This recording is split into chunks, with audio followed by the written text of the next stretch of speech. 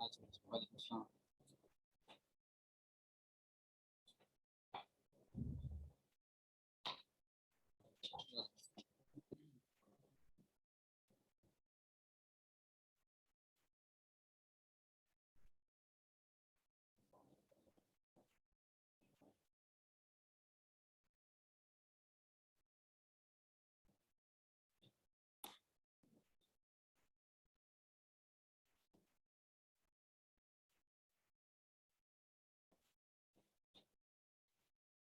बिस्मिल्लाहिर्रहमानिर्रहीम। आज का जो हमारा टॉपिक है वो ट्रांसपोर्टेशन लॉजिस्टिक्स से रिलेटेड है।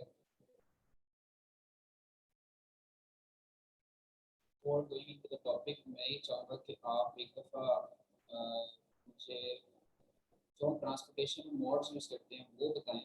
मैं यहाँ पे लिख देता हूँ आप लोगों के सामने कि ट्रांसपोर्टेशन के लिए हम कौन कौन से मोड्स यूज़ कर रहे होते हैं।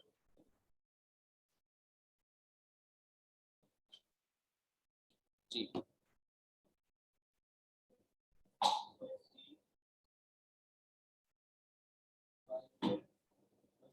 अस्सलाम वालेकुम सर, आज आवाज थोड़ी सी वीक है सर। कम आ रही है? जी जी सर।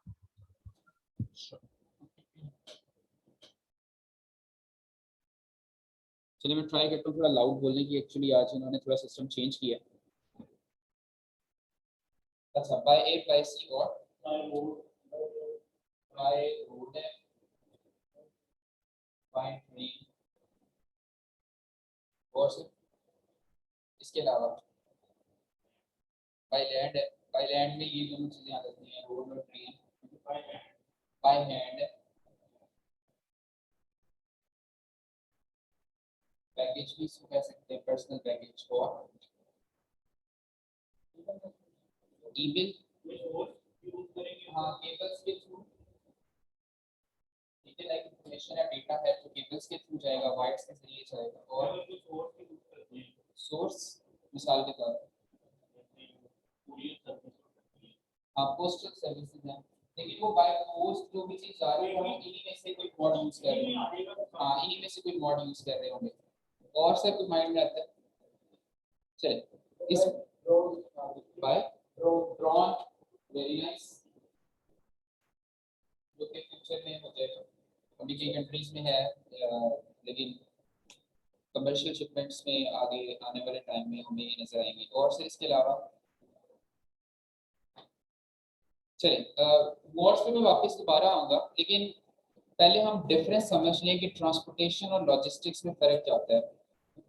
दो टर्म्स यूज होती हैं ऑल्टरनेटिवली, कुछ लोग कहते हैं लॉजिस्टिक्स और ट्रांसपोर्टेशन सेम है, कुछ लोग कहते हैं फ़र्क है। तो आप लोगों का क्या पॉइंट ऑफ व्यू है? जी अच्छा।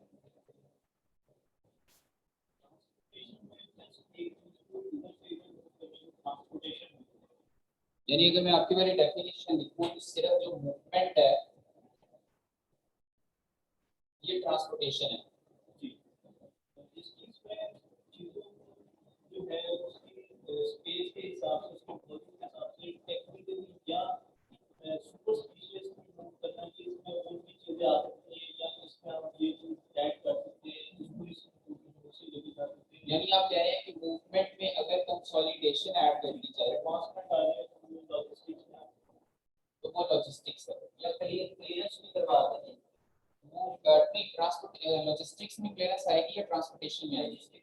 लॉजिस्टिक्स में कंसोलिडेशन के साथ आप कह रहे हैं क्लियरेंस आ जाएगी, ठीक है। और ट्रांसपोर्टेशन में नॉर्मली हम क्लियर बैटरी।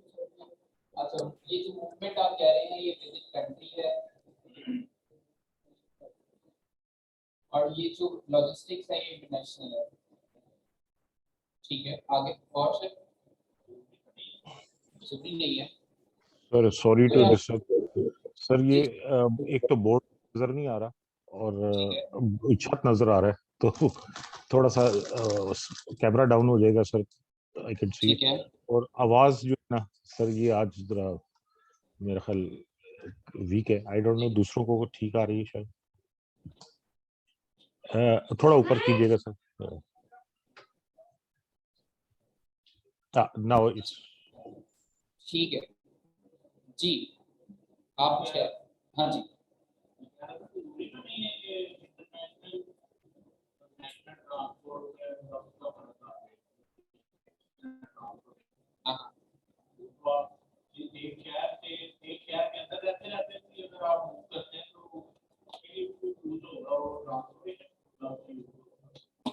ठीक है, मतलब आपका पॉइंट ऑफ व्यू ये है कि जरूरी नहीं कि ट्रांसपोर्टेशन या लॉजिस्टिक्स को डिफाइन करने के लिए बाउंड्रीज होना जरूरी है, बाउंड्रीज की लिमिट नहीं दी है, तभी वो लॉजिस्टिक्स या ट्रांसपोर्टेशन की जो भी डेफिनेशन है वो आएगी। आप सर क्या कहते हैं? अभी हम जो क्वेश्चन कह रहे हैं ना वो ये है कि ट्रांसपोर्टेशन और लॉजिस्टिक्स ये दो टर्म यूज होती है सप्लाई चेन के अंदर, इनमें फर्क है या ये सिमिलर टर्म्स हैं, एक जैसी हैं? Right. If we can foresee, ji, sir, transportation is part of logistics. Logistics means all the supplies and everything, and this transportation is the means of communicating these things to the place, project site या इस तरह. Just a second, मैं दोबारा आपका point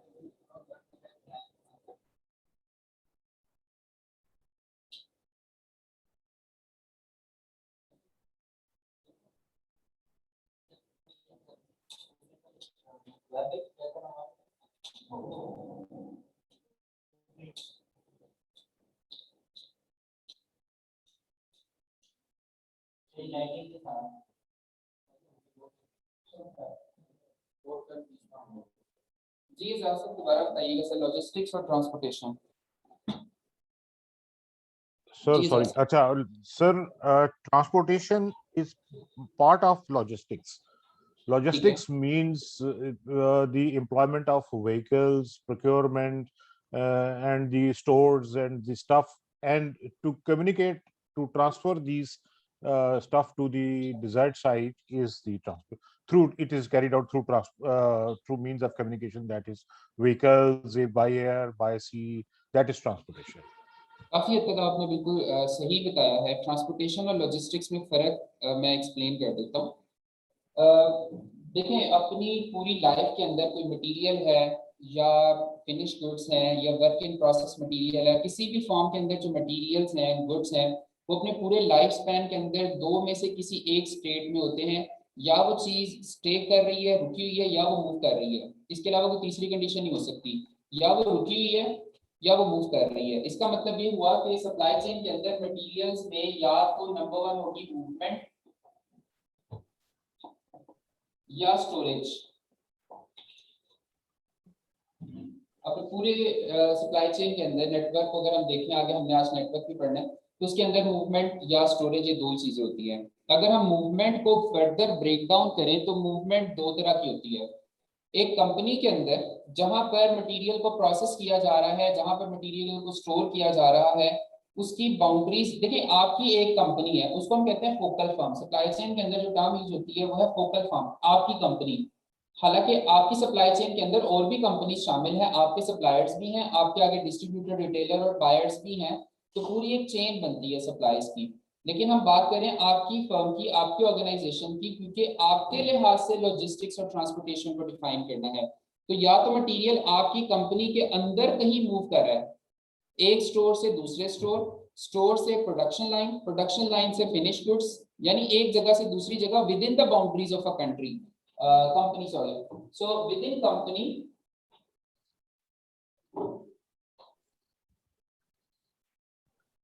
यानी दो तरह की मूवमेंट होगी, विद इन कंपनी होगी और बिटवीन द कंपनीज होगी।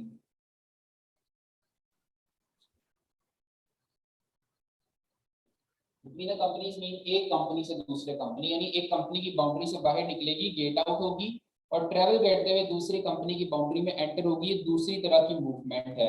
ये जो पहली तरह की मूवमेंट है इसको कहते हैं मटेरियल हैंडलिंग, यानी with in the boundaries of a country अगर मटेरियल मूव कर रहा है तो इसको हम कहते हैं मटेरियल हैंडलिंग।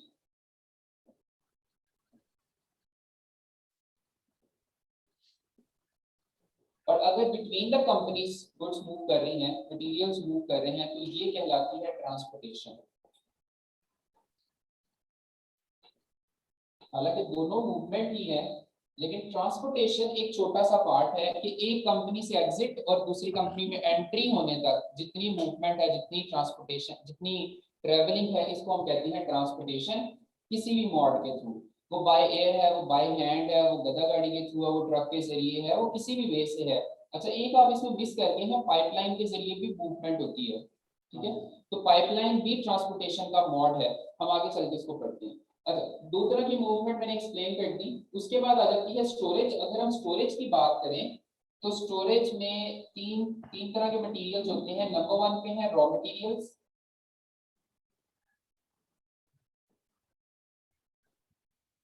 नंबर 2 है सेमी फिनिश्ड, या इसको हम कहते हैं work in process. Production line के आसपास जो मटेरियल पड़े होते हैं ना, एक मशीन ने उसको प्रोसेस किया, अभी वो अगली मशीन पे जाना है तो वो वर्क इन प्रोसेस है। फिर अगली से दूसरी, यानी असम्बली के ऊपर जो है ये प्रोडक्शन लाइन में जो मटेरियल्स पड़े हैं वो semi finished, work in process है। और थर्ड पे आ जाते हैं फिनिश्ड। ये तीन तरह के मटेरियल्स अपने पूरी लाइफ स्पैन के अंदर स्टोर होते हैं। यहाँ तक, इसके अलावा कुछ आप ऐड करना चाहिए? जी जो आपने बात की है मूवमेंट और स्टोरेज की, जी जी।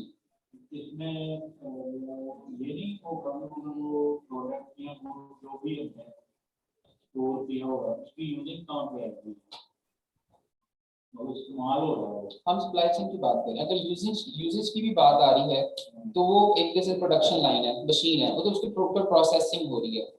ठीक है, processing is a part of production. देखिए सप्लाई चेन है ना, सप्लाई चेन के अगर हम हेड्स को स्टडी करें तो प्रोडक्शन है, मटेरियल प्लानिंग है, लॉजिस्टिक्स है, ट्रांसपोर्टेशन है, और प्रोक्योरमेंट है, सोर्सिंग है, ये सारे सप्लाई चेन है। अब इसमें सोर्सिंग जो है वो लॉजिस्टिक्स के अंदर नहीं है, उसका मैंने जिक्र नहीं किया। जब मटेरियल को एक्चुअली हैंडल करने की बात आएगी तो उसके लिहाज से हमने दो पार्ट्स बना दिए, मूवमेंट और स्टोरेज। जब प्रोडक्शन हो रही है, प्रोसेसिंग हो रही है, उसको हमने साइड पे कर दिया, वो तो एक अलग हेड हो गया। ठीक है, हम लॉजिस्टिक्स की बात करें तो ये मूवमेंट और स्टोरेज, अगर इन दोनों को मिला दिया जाए तो ये जो अम्ब्रेला बनती है ये कहलाती है लॉजिस्टिक्स।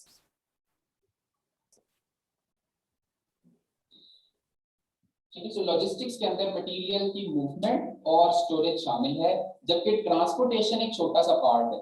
जिस तरह एजाज साहब ने कहा कि transportation is a part of logistic and logistic is a big umbrella. अगर आप 90s से पीछे चले जाएं, 1990 से पीछे चले जाएं, तो सप्लाई चेन नाम की कोई टर्म नहीं थी, सिर्फ एक ही टर्म थी, वो थी लॉजिस्टिक्स। यानी सप्लाई चेन की सारी एक्टिविटीज लॉजिस्टिक्स के अंदर थी। बाद में सोर्सिंग को, प्रोक्योरमेंट को अलग कर दिया गया, प्रोडक्शन को अलग कर दिया गया, और ये सारे को मिलाकर ये अलग करने की बजाय आप इसको यूं कह लें कि शामिल कर दिया गया। प्रोडक्शन को लॉजिस्टिक्स के अंदर शामिल किया गया, प्रोक्योरमेंट को लॉजिस्टिक्स के अंदर शामिल करके फिर एक नई टर्म बनाएगी विच इज सप्लाई चेन, जो एंड टू एंड मूवमेंट को डिस्कस करती है, एक्सट्रैक्शन से लेके जमीन से या जानवरों से या पौधों से, एक्सट्रैक्शन से लेकर के एंड यूजर की कंजम्पशन तक और उसकी वापसी तक। अब जो सप्लाई चेन है उसमें रिवर्स लॉजिस्टिक्स भी शामिल है, मटेरियल्स रिटर्न भी होते हैं, मशीनें रिटर्न भी होती हैं रिपेयरिंग मकसद के लिए, डंप ऑफ करने के लिए, डिस्पोज ऑफ करने के लिए, रिसाइकलिंग के लिए, वारंटी गारंटी के लिए। तो वो सारा चीज जो है वो सप्लाई चेन के अंदर है, लेकिन लॉजिस्टिक्स ये मूवमेंट और स्टोरेज का नाम है। ठीक है, अब इसमें आपकी वो सारी बातें शामिल हो गई, चाहे वो विद इन द कंट्री है या बिटवीन द कंट्रीज है। अगर वो बिटवीन द कंट्रीज है तो लॉजिस्टिक्स है, विद इन द कंट्री है तो ट्रांसपोर्टेशन है, और उसमें भी अगर कंपनी की बाउंड्रीज के अंदर है तो मटेरियल हैंडलिंग है। ठीक है, अच्छा, यूजुअली एक वेयर हाउस से दूसरे वेयर हाउस तक मटेरियल्स को, रॉ मटेरियल्स को मूव करने के लिए फोर्क लिफ्टर यूज होते हैं, क्रेन्स यूज होती हैं, अपनी व्हीकल्स यूज होती हैं, हैंड लिफ्टर यूज होते हैं, ठीक है, ट्रॉलियां यूज होती हैं। ऐसे सारे इक्विपमेंट जो कि कंपनी अपनी बाउंड्रीज के अंदर यूज करती है उसको बोलते हैं मटेरियल हैंडलिंग इक्विपमेंट। ठीक है, वैसा भी आप देख सकते हैं कुछ बच्चे हैं हाँ मेरा ख्याल है वो ऑटोमेटिकली ऐड हो रहे हैं। मैंने हाँ इस ऐड नहीं हो रही शायद इसकी में। कितने लोग हैं इधर? 3 लोग, उस्मान और एक और। हाँ, और तौसीफ। ठीक है, दे ऑल आर इन, वो अटेंड कर रहे हैं, सुन रहे हैं। ठीक है, अच्छा, अब मेरा आपसे सवाल ये है कि एक कंपनी है, उसने कोई एक मटेरियल अपनी कंपनी से रोड क्रॉस करके दूसरी तरफ दूसरी कंपनी है, वहां पर कोई मटेरियल भेजना है, लेकिन वो भेजना फोर्क लिफ्टर के जरिए। फोर्क लिफ्टर ने उठाना कोई वो स्टील का रोल कह लें, स्टील का रोल है, वो वेयर हाउस उठा के अगली कंपनी को भेजना है। तो जब वो कंपनी से एग्जिट हो रहा है तो वो ट्रांसपोर्टेशन होगा या मटेरियल हैंडलिंग होगा? एग्जैक्टली।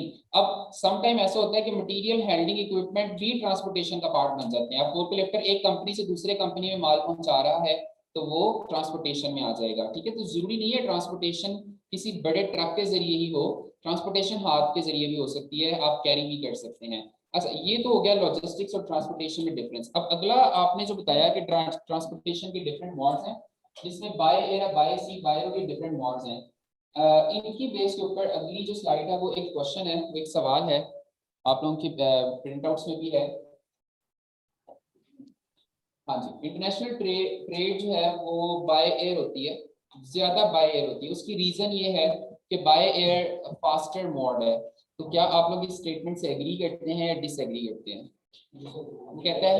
वो कहता है कि ट्रांसपोर्टेशन बाय एयर इसलिए ज्यादा होती है पूरी दुनिया में क्योंकि ये फास्टेस्ट है।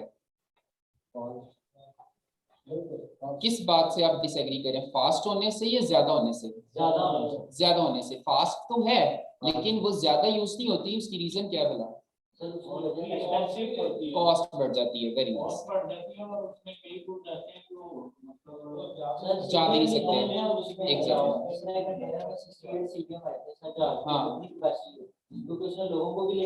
इसका मतलब ये है कि जो बाय एयर है वो फास्टेस्ट तो है लेकिन वो वॉल्यूम्स को हैंडल नहीं कर सकती और कॉस्टली है। दो उसके डिसएडवांटेज हैं। अगर एक फायदा है तो दो डिसएडवांटेजेस भी हैं। तो लिहाजा ये स्टेटमेंट से हम डिसएग्री करेंगे। और IMO इंटरनेशनल मैरीटाइम ऑर्गेनाइजेशन के स्टैटिस्टिक्स बताते हैं कि पूरी दुनिया की जो ट्रेड है अगर हम उसको कंपेयर करें तो 90% ट्रेड बाय सी होती है, रिमेनिंग 10% बाकी मोड्स के जरिए होती है। अच्छा, जो 90% ट्रेड हो रही है इसका 80% कंटेनराइज फॉर्म में है और 20% बल्क फॉर्म में है, नॉन कंटेनराइज फॉर्म में है। आगे आ जाते हैं। ट्रांसपोर्टेशन के मेन जो मेथड्स हैं वो इस तरह से मैंने इनको ब्रेक डाउन किया हुआ है। मोड्स ऑफ ट्रांसपोर्टेशन को डिस्कस हम करते हैं दो तरह से, बाय सरफेस यानी ऐसे मोड्स जो सरफेस को टच करके मूव करते हैं, और दूसरे हैं बाय एयर। बाय एयर तो वेरी सिंपल, इसमें पैसेंजर प्लेन आ जाते हैं, चार्टर्ड कार्गो प्लेन्स आ जाते हैं। और आप ले लें ये पढ़े जी। मैं ये बता रहा था कि ट्रांसपोर्टेशन बाय सरफेस होती है और बाय एयर होती है। बाय सरफेस की अगर हम बात करें तो इसमें दो तरह की सरफेसेस हैं, वाटर है और लैंड है। वाटर को अगर आगे सब डिवाइड किया जाए तो इसमें बाय सी है और इनलैंड वाटरवेज है। बाय सी की तो हमें समझ आती है, इनलैंड वाटरवेज का पता है आप लोग को? इनलैंड वाटरवेज अगर हम बाय वाटर की बात करें ना तो बाय वाटर में देखिए दो तरह के मोड्स हैं, बाय सी और बाय इनलैंड वाटरवेज। ये तो चलिए क्लियर हो गया। ये जो टनल वगैरह बने हैं पाइपलाइन नहीं टनल जी सर, रिवर नाइल है सर एंड मिसिसिपी है, जिसमें ये कश्तियां वगैरह जो है ये ट्रांसपोर्ट करती हैं। कश्तियों के जरिए भी ट्रेड होती है, नहरों को यूज करके, दरियाओं को इस्तेमाल करके, नदी नालों को इस्तेमाल करके।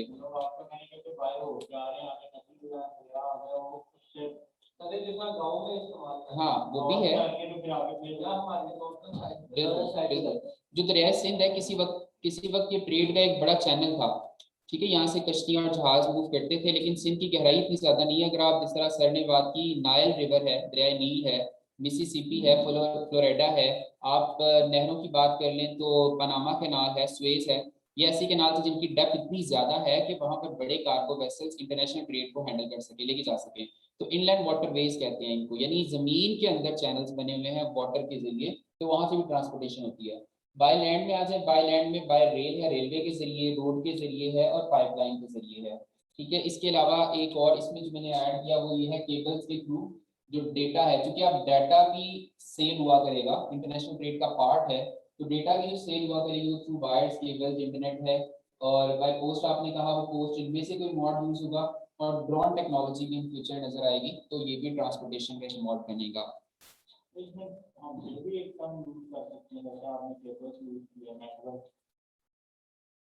नेटवर्क है बिल्कुल। अब ये दूसरी भी केबल आ जाती है ना पहाड़ों के दरमियान, वो केबल्स के जरिए भी, क्या उसको बोलते हैं, चेयर लिफ्ट, जिस तरह केबल लिफ्ट है इसी तरह केबल्स के जरिए। हाँ, वेव्स के जरिए, रेडिएशंस के जरिए। ठीक है, हाँ, एनर्जी है या खैर वो थोड़ा फिजिक्स वाली साइड आ जाती है। तो ये सारे मैसेजेस हैं, ईमेल्स के थ्रू मैसेज, इंटरनेट है।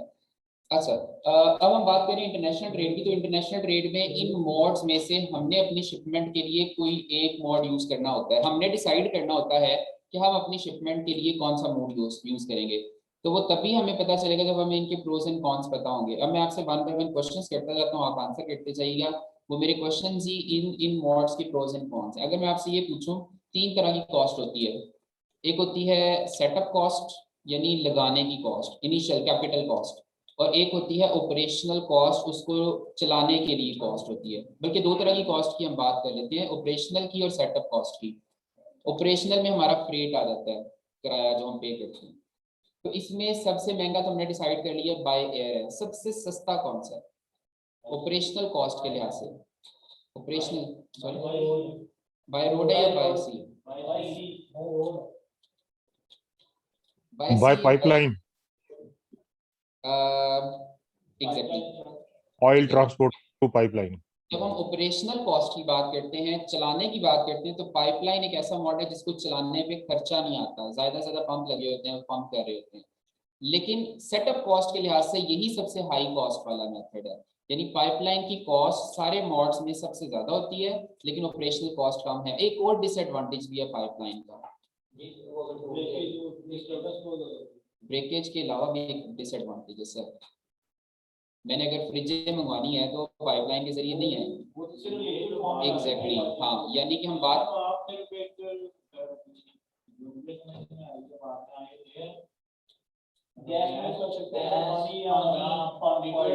मैं आपकी बात को आसान कर देता हूँ। फ्लूइड्स, एक टर्म यूज होती है फ्लूइड। फ्लूइड में फ्लो करने वाले मटेरियल्स हैं, चाहे वो गैसियस फॉर्म में है या लिक्विड फॉर्म में, ये सिर्फ आ सकते हैं। एक और टर्म यूज होती है यूनिफॉर्म मटेरियल्स। तो यूनिफॉर्म मटेरियल्स ऐसे मटेरियल्स होते हैं जो फ्लूइड की तरह फ्लो कर सकते हैं, वो आते हैं पाइपलाइन के जरिए। सिर्फ ये इसका डिसएडवांटेज है कि इसमें खास तरह के मटेरियल्स ही जा सकते हैं, अदरवाइज नहीं जा सकते।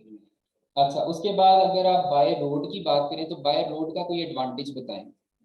एंड आई होप कि जो एडवांटेज, बल्कि सोचें जरा, सबसे बड़ा फायदा क्या है बाय रोड का?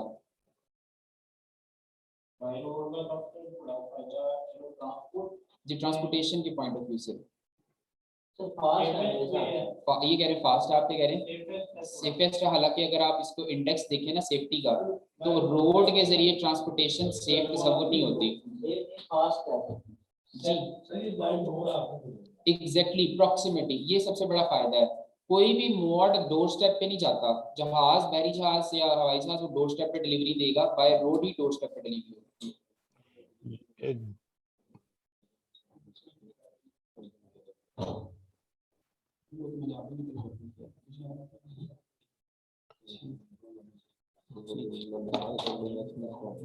नहीं आपको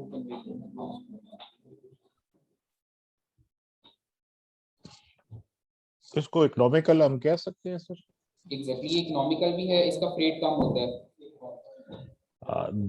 सेकेंडली सर कि ये freight one place to the other, फिर उधर उतार के फिर देन रीलोड करता है, फिर दोबारा अगली जगह पे भी उतार देता है, एंड मल्टी मतलब ये कह रहे हैं- डेस्टिनेशंस।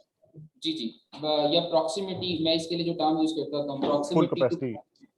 वो वाली इसकी बहुत ज्यादा, बहुत हाई होती है और किसी मोड के लिए। अच्छा, अगर मैं ट्रेन की बात करूँ, रेलवे की बात करूँ, उसका सबसे बड़ा फायदा क्या है? डिसएडवांटेज तो ये हो गया कि प्रॉक्सिमिटी नहीं है, उसने स्टेशन पे माल उतारना है, ड्राइव पोर्ट पे माल उतारना है, अदरवाइज वो जरूरी नहीं कि हर कस्टमर तक पहुंचाए। तो इसका फायदा भी तो कोई है।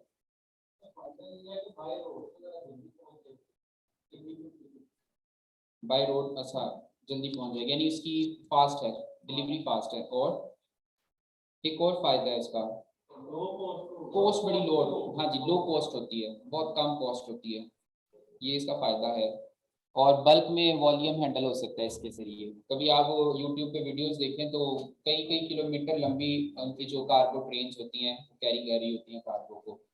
ठीक हो गया सर। नेक्स्ट आ जाते हैं बाय सी की जहाँ तक हम बात करें, बाय सी का सबसे बड़ा डिसएडवांटेज ये है कि ये स्लोएस्ट मेथड है, सबसे स्लो मेथड है ट्रांसपोर्टेशन का। इवन एक कंट्री से, या आप यूं कह लें यूएसए से अगर पाकिस्तान या कराची शिपमेंट आनी है तो 45 डेज का लीड टाइम कहीं नहीं गया ऐसे शिप्स के लिए जिनके रास्ते में बहुत कम पोर्ट्स हैं। और अगर ऐसा वेसल आपने चूज कर लिया, ऐसी कैरियर लाइन चूज कर ली है जिसने बहुत सारे स्टॉप्स करने हैं, तो फिर ये 60 से 65 दिन और 90 दिन तक का लीड टाइम भी हो सकता है। तो बाय सी का सबसे बड़ा डिसएडवांटेज ये है, और फायदा ये है कि ये कॉस्ट इफेक्टिव होता है क्योंकि ये बल्क में हैंडल करता है। मैंने आपको लास्ट क्लास में, जब दूसरी क्लास में हमने देखा था एक वीडियो, HMM का जो सबसे बड़ा शिप है वो 23,000 कंटेनर्स को भी हैंडल कर सकता है, और एक कंटेनर के अंदर ऑन एन एवरेज 20 टन से लेके मैक्सिमम 28 टन तक माल हो सकता है। तो आप उसको टनेज को मल्टीप्लाई करें 23,000 से, तो कितना ज्यादा कार्गो सिर्फ एक शिप हैंडल कर रहा है। तो ये इसका फायदा ये है कि कंसोलिडेशन की वजह से, स्पेस ऑप्टिमाइजेशन की वजह से फ्रेट काफी कम पड़ता है। तो अब आप डील कर सकते हैं अपनी शिपमेंट को इनमें से किसी एक मोड पे, डिपेंडिंग अपॉन कि आपके लिए सबसे इंपॉर्टेंट चीज क्या है। या तो टाइम आपके लिए इंपॉर्टेंट होगा, कुछ आइटम्स होती हैं वो टाइम सेंसिटिव होती हैं, मिसाल के तौर पर पेरिशेबल गुड्स हैं, तो पेरिशेबल गुड्स ऐसी गुड्स होती है जिनको आपने बहुत कम एक्सपायरी टाइम के अंदर, बहुत लिमिटेड टाइम के अंदर डिलीवर करना होता है। तो उसके लिए फिर आप देखेंगे फास्टेस्ट मोड कौन सा है, आपको कॉस्ट पे भी कॉम्प्रोमाइज नहीं करना, तो फिर आप ट्रेड ऑफ करते हैं, आप सिलेक्ट करते हैं इनमें से अप्रोप्रिएट मेथड। अगर मिसाल के तौर पर ऑरेंजेस या किन्नों का एक ट्रक आपने, ये कंटेनर आपने भेजना है US से, तो कभी भी आप बाय एयर नहीं भेजेंगे, क्या भेजेंगे? बाय एयर भेज सकते हैं ना, लेकिन अगर आपको कस्टमर पे कर रहा है, हाँ अगर आपको कस्टमर पे करता है, अच्छा पे कर रहा है, तो वो आप बाय एयर भेजेंगे उसकी क्वालिटी को मेंटेन करने के लिए। अदरवाइज कुछ ऐसी पेरिशेबल गुड्स होती हैं जिनकी शॉर्ट, बहुत कम भी शॉर्ट लाइफ नहीं होती और बहुत ज्यादा भी नहीं होती, तो उनको फिर आप बाय सी बेचते हैं, और उसका सोल्यूशन ये होता है कि आप कंटेनर ऐसा यूज करें जो टेम्परेचर कंट्रोल हो, यानी रीफर कंटेनर हो, ठीक है, आपके पास वो ऑप्शन हो। सॉरी, चावल, हाँ इतना प्रॉब्लम नहीं है, हाँ। तो ये ड्राई कंटेनर्स में बाय सी आप भेज सकते हैं, लेकिन अगर पेरिशेबल है, मेडिसिन है जैसे, तो वो कंट्रोल्ड एनवायरनमेंट में जानी है, तो फिर वो आप बाय सी अगर भेजते हैं तो रीफर कंटेनर है, और अगर बाय एयर है तो फिर तो same day next day delivery हो सकती है। 20 फीट वाला कंटेनर जो है, हाँ हाँ, वो हम आगे चल के पढ़ेंगे कि जब आपने प्लानिंग करनी है एक्सपोर्ट की, तो अब आपको डिसाइड करना पड़ता है कि आपको कितने कंटेनर चाहिए, कौन सा कंटेनर चाहिए और कितने चाहिए। तो फिर हम उसमें डेंसिटी का रोल देखेंगे, कुछ मटेरियल भारी और कुछ हल्के होते हैं, और कुछ ऐसे होते हैं जो ज्यादा स्पेस ले रहे हैं लेकिन वजन कम होता है, कुछ ऐसे होते हैं वजन तो बहुत ज्यादा लेकिन जगह ज्यादा नहीं ले रहे। तो हम दोनों तरीके से कैलकुलेशंस देखेंगे कि हमारे लिए कौन सा अप्रोप्रिएट है। वेल आगे चलते हैं। जो मैं टर्म यहाँ पर बोलना चाह रहा था वो ये थी कि ऑलमोस्ट अब जो कार्गो हैंडल होता है ना, मोस्टली वो एक से ज्यादा मोड्स को ही यूज कर रहा होता है। मिसाल के तौर पर एक फैक्ट्री है जिसने एयरपोर्ट के जरिए माल भेजना है, जहाज के जरिए भेजना है, तो पहले वो गाड़ी के जरिए, पिकअप के जरिए, कलेक्टिंग व्हीकल के जरिए एयरपोर्ट पहुंचाएगी। फिर जब एयरपोर्ट पे नेक्स्ट डेस्टिनेशन पे डिलीवरी होगी तो फिर उसको व्हीकल के जरिए या किसी मोड के जरिए डेस्टिनेशन पे पहुंचाया जाएगा। तो 2 मोड यूज हुए, 3 मोड यूज हुए, तो ऐसी शिपमेंट्स जो एक से ज्यादा मोड्स पर यूज हो रही हैं, ऑलमोस्ट सभी इंटरनेशनल ट्रेड में जो शिपमेंट्स हो रही होती है वो एक से ज्यादा मोड्स में यूज हो रही होती है, सिवाय जो लैंड लॉक कंट्रीज हैं जहां पर ट्रक्स के जरिए भी तिजारत हो रही है, जैसे India, Afghanistan, Iran, Pakistan, China है, तो ट्रक्स के जरिए भी शिपमेंट्स आ जा रही हैं। यहाँ पर तो चांसेस हैं कि सिर्फ एक ही मॉड यूज हुआ है, ठीक है, लेकिन मोस्ट ऑफ द केसेस एक से ज्यादा मॉड यूज होते हैं। तो जहां पर एक से ज्यादा मॉड्स यूज होते हैं ऐसे शिपमेंट्स को हम कहते हैं मल्टी मॉडल शिपमेंट्स।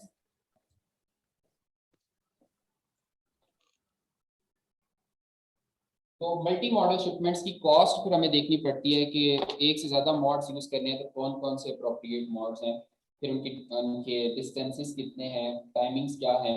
इसमें आपको बड़ा वो करना पड़ता है, कुल जो बोलते हैं फॉलो अप करना बड़ा स्ट्रॉन्ग होना चाहिए, कम्युनिकेशन बड़ी स्ट्रॉन्ग होनी चाहिए, एक मॉड राइट टाइम पे डिलीवर करे।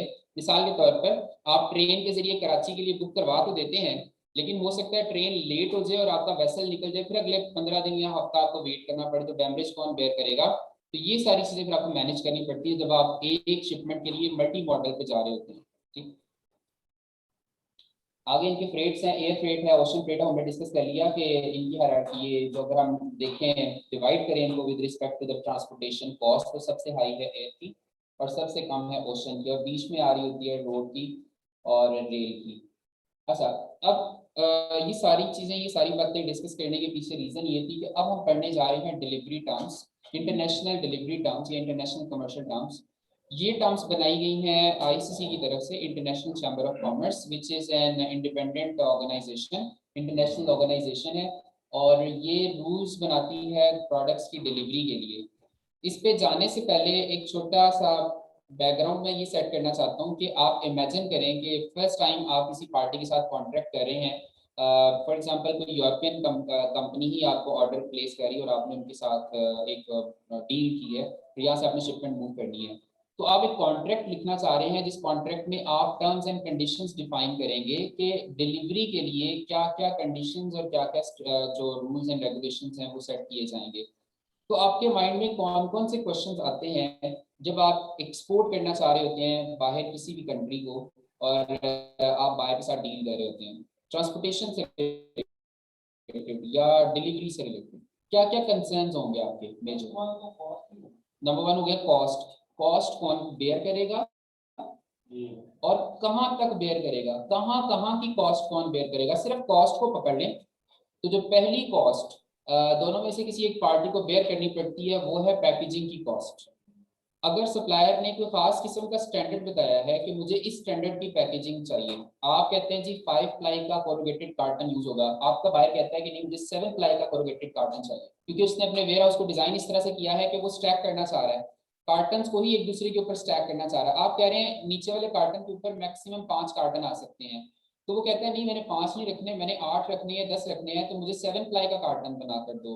तो आपकी कॉस्ट बढ़ गई, आपने कोटेशन दी थी 5 प्लाई के हिसाब से, उसने 7 प्लाई मांगा, तो दो ऑप्शन थे, या तो आप कोटेशन रिवाइज करके उसको 7 प्लाई बना कर देंगे और हो सकता है आप 7 प्लाई या उसकी पैकेजिंग ना कर सकें, उसकी डिजायर्ड पैकेजिंग के मुताबिक आप शिपमेंट ना रेडी कर सके, तो आप उसको कहेंगे कि आप कोई पार्टी हायर कर लें, मैं आपको माल अनपैक फॉर्म में दे दूंगा, आप उसको अपनी मर्जी की पैकिंग करवा लें। तो पहली पैकिंग की कॉस्ट आ गई, ठीक है। पैकिंग की रिस्पॉन्सिबिलिटी या तो आप कॉन्ट्रैक्ट में लिखें या आप फोन पे डिसाइड कर लें। फोन पे डिसाइड करेंगे, पार्टी दोनों में से कोई एक अगर बाद में मुकर जाती है तो फिर उसको कौन डिसाइड करेगा। अगर आप कॉन्ट्रैक्ट में लिखते हैं तो क्या वर्डिंग यूज होनी है, लीगल लैंग्वेज क्या होगी, प्रॉब्लम आ गई। और सर पैकेजिंग के अलावा अच्छा उससे भी पहले पैकेजिंग के फौरन बाद आपने चूंकि यूरोप एक्सपोर्ट करना है तो लाहौर आपकी कंपनी है for example Quaid-e-Azam industrial state से, अब आपने उसको भिजवाना है पहले कराची, तो आपको एक कंटेनर बुक करवाना पड़ेगा। वो कंटेनर कौन बुक करवाएगा, उसकी कॉस्ट किसने बेयर करनी है। खुदा ना खास्ता कंटेनर डैमेज बुक हो गया और उसकी वजह से जो 45 दिन का लीड टाइम था उसमें शिपमेंट डैमेज होगी, तो कौन रिस्पॉन्सिबल होगा। क्वालिटी जी टाइम है, लीड टाइम मैंने एक्सपीरियंस की थी, वेट थोड़ा मैटर, आपकी पैकेजिंग का वेट जो है वो बहुत मैटर करता है। आप एक जिस तरह आप ये चेयर खरीदने हैं मेरे से, मैं आपको बाहर एक्सपोर्ट करनी है और ये किस फॉर्म में जाएगी, इसका बॉक्स किसका होगा, चाहे वो मतलब वो किस मटीरियल का होगा, कि चेयर से ज़्यादा उसका वजन तो नहीं है। बिल्कुल अभी जब 5-6 साल पहले पहली मरतबा जब हमने अपना स्टॉक जो है सऊदीया में जो आया था, तो उनकी एक डिमांड आ गई थी कि हर ड्रेस के ऊपर हमें मेड इन पाकिस्तान की स्टैम्प चाहिए। लेबलिंग हमने उसे दोबारा दोबारा उसे अभी स्टैम्प किया उसके ऊपर। और अभी पिछले साल जब ये कोरोना वाला प्रॉब्लम हो गया तो यहाँ से माल मतलब स्टॉक भी जो आते थे कराची बाई ट्रेन, ठीक है, वहाँ से आके उन्होंने बाय एयर लेके जाना था बांग्लादेश, तो वहाँ पे उनकी वो जब कोविड की प्रॉब्लम आ गई तो उन्होंने सब बंद कर दिया। जब उन्होंने सब बंद कर दिया क्योंकि उनको कॉस्ट आती है, मेन कॉस्ट होती है बाय वेट होती है, उनको इससे गर्ज नहीं होता कितनी जी जी। तो उन्होंने फिर हमें अपनी डिमांड दी कि हमारा वेट कम करें, उसका वेट तो कम हो नहीं सकता, तो उसकी पैकेजिंग का हमने फिर वेट कम किया। हमारा पहले जो पैकेजिंग बनता था वो पीवीसी का था, अभी उसे हमने फिर फैब्रिक पे लेते हैं, नॉन पे और नेट पे, ठीक है, उसका वेट बिल्कुल माइनस का रह गया, कुछ ग्राम रह गया, मतलब ना होने के बराबर है। फैन चल गया इसमें, फैन शोर बहुत करते हैं, उनको फिर आवाज नहीं चलती है, ये नहीं करेगा, ठीक है। मैं रिमोट दूसरा यूज कर रहा हूँ।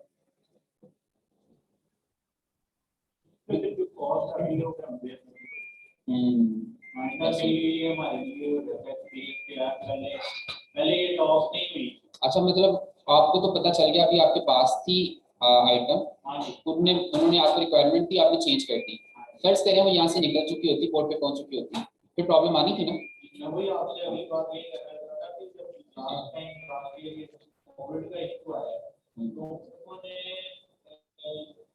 जब आपने जिस तरह बात भी कॉन्ट्रैक्ट साइन कर देना कि कॉन्ट्रैक्ट लिखिए नहीं करना, हमने टेलीफोनिक के साथ जो था इस चीज पे एतराज करना शुरू कर दिया कि इसका वेट बहुत ज्यादा है, ये हो रहा है, हमें ट्रांसपोर्ट कॉस्ट जो है तो उस टाइम काफी बड़ा लड़ हो जाता है इसी फ्लोर पे केजी के हिसाब से अगर ट्रांसपोर्ट होती थी उसका 20 हो गया है। बिल्कुल ऐसे ही। तो उन्होंने छोटी छोटी चीजें ढूंढनी शुरू कर दी। अब मैं बताना ये चाह रहा था कि क्वालिटी है या इस तरह की जो रिस्पॉन्सिबिलिटीज हैं, आप कितनी को कॉन्ट्रैक्ट में लिखेंगे, कितनी लिखेंगे आप। ना तो इतने एक्सपर्ट होते हैं कि आपने एक ही आइटम को 100 दफा शिप किया होता है, आपको पता होता है यार हर तरह के मसले का मुझे पता है, मैं लिख देता हूँ, तो पॉसिबल नहीं है। तो इस काम को आसान करने के लिए 3 चीजों को आईसीसी ने डिफाइन कर दिया। पहली चीज है कॉस्ट की, नंबर 1 है कॉस्ट, नंबर 2 टास्क या रिस्पॉन्सिबिलिटी,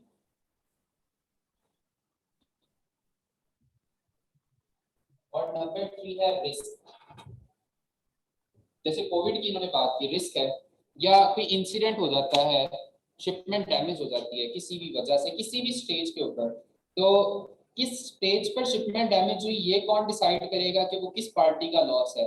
इंपोर्टर कह रहा है कि चूंकि मैंने वेयर हाउस से निकाल दी थी तो सप्लाई बायर का लॉस है, बायर ये कहता है कि मेरे तक अभी चीज पहुंची नहीं थी तो मैं कैसे मान लूं मेरा रिस्क है।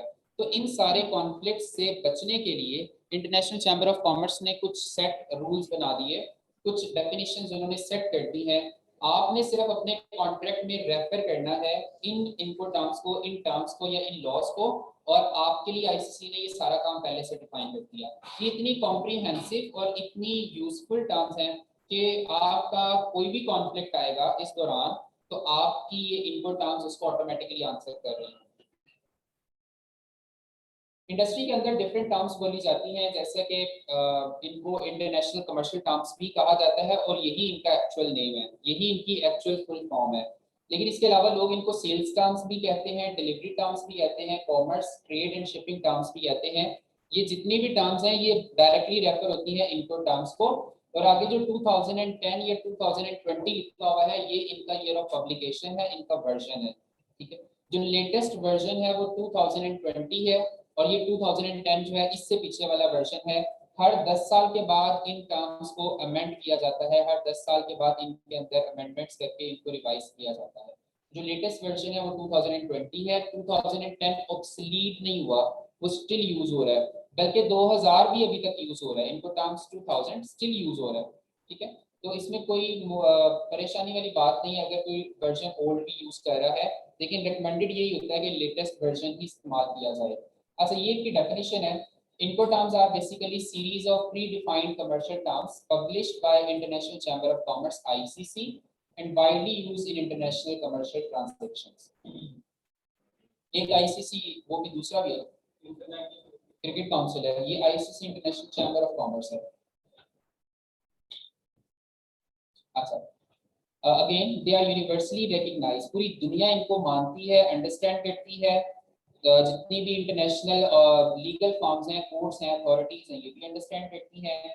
ये कॉन्ट्रैक्ट की रिस्पॉन्सिबिलिटीज और लायबिलिटीज को डिवाइड करती है बिटवीन बायर्स एंड सेलर्स। यानी ये कॉन्सेप्चुअल अगर देखा जाए तो इनका काम ये है कि इन्होंने जो कॉन्ट्रैक्ट की रिस्पॉन्सिबिलिटीज हैं, कॉन्ट्रैक्ट की जो कॉस्ट है और जो रिस्क है, इसको बायर और सप्लायर के दरमियान डिवाइड किया जाता है, डिवाइड करती है, अपडेटेड रेगुलरली। तो ये चूंकि जितने भी इश्यूज आ रहे होते हैं उनकी बेसिस के ऊपर इनको अपडेट किया जा रहा होता है, तो काफी हद तक ये यूजफुल टर्म्स बन गई हुई है। और ये मैं आपको पहले ही बता चुका हूँ कि ये 3 मेजर काम करेंगी, टास्क, कॉस्ट और रिस्क को डिवाइड करेंगे बिटवीन बायर एंड सेलर। और ये भी बात हो गई कि जी जी sir, sorry, there is a small little question here. Sir, हम लोग जो फॉरेन बायर के साथ एक्सपोर्ट कॉन्ट्रैक्ट करते हैं उसमें पेपर कौन सा यूज करते हैं, which is the Pakistani stamp paper? पहली बात ये है। दूसरा ये है कि if some bank is involve तो जाहिर है बैंक उस पे लोन देता है या कोई और चीज, तो वो कॉपी ऑफ द कॉन्ट्रैक्ट मांगता है।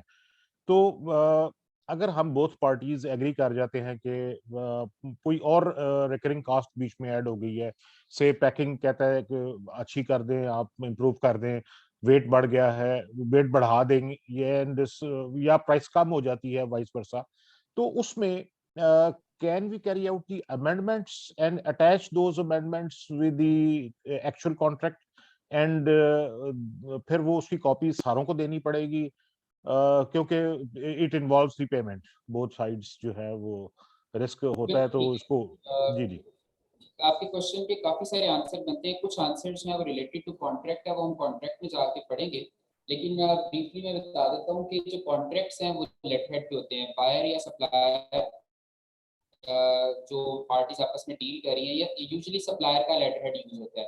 अगर बायर को सप्लायर पे ट्रस्ट नहीं है या कोई भी इशू है, तो फिर बायर की तरफ से रिक्वेस्ट की जाती है कि सप्लायर अपने लेटर हेड पर एक कॉन्ट्रैक्ट लिखने के बाद, दोनों पार्टी साइन करने के बाद उस कॉन्ट्रैक्ट को किसी लीगल फर्म के साथ रजिस्टर करवा लेते हैं, किसी लीगल फर्म से वेरीफाई ऑथेंटिकेट करवा लेते हैं। वो दोनों में से किसी एक कंट्री की भी हो सकती है, वो किसी इंटरनेशनल भी कंट्री की हो सकती है। अच्छा, यहाँ पर दो टर्म्स यूज होती हैं कॉन्ट्रैक्टिंग में, एक होती है आर्बिट्रेशन और एक होती है लिटिगेशन।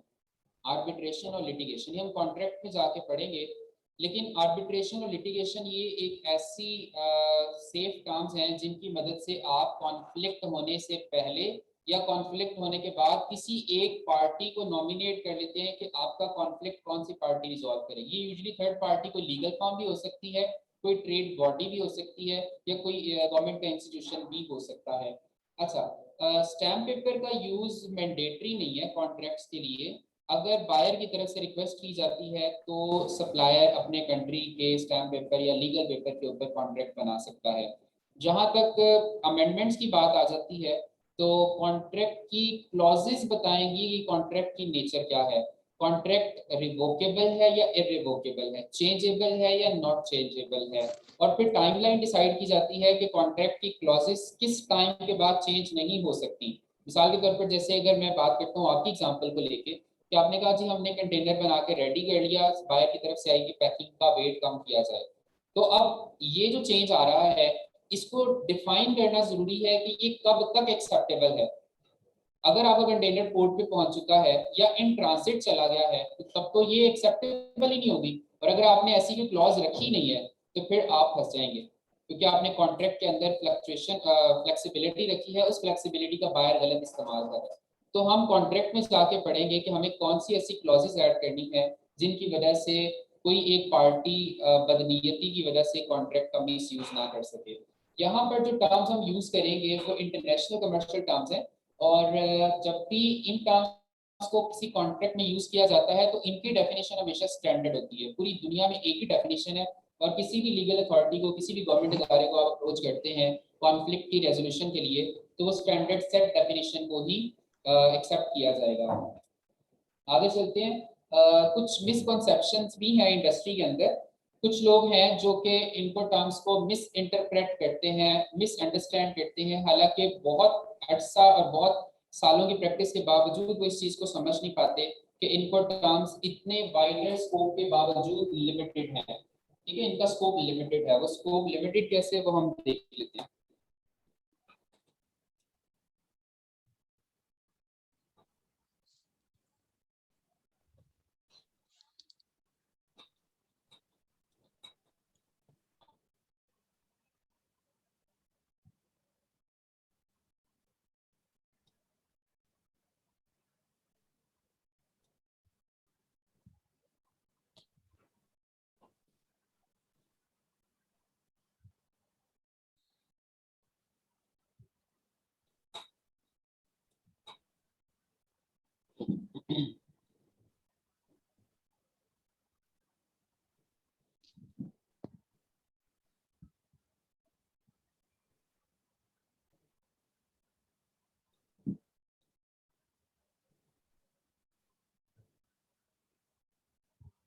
जी, अच्छा, ये वाली स्लाइड मैंने वैसे ऑलरेडी डिस्कस कर ली है कि ये वो रिस्पॉन्सिबिलिटीज हैं जो बायर और सप्लायर के दरमियान डिवाइड करना जरूरी है, जिनको डिस्कस करना जरूरी है।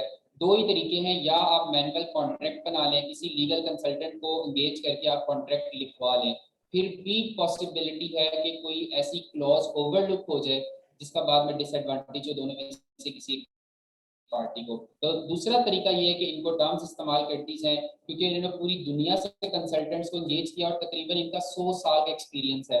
पहला वर्जन 1930s में 1930 में पहला वर्जन इनको टर्म्स का आया था और 1930 के बाद से इसको रेगुलरली अपडेट किया जा रहा है। तो तकरीबन इन्होंने काम शुरू किया था 1918 में, पहला वर्जन 1930 में बना था, तो तकरीबन 100 साल से ऊपर इनका एक्सपीरियंस हो गया इस चीज को लेकर।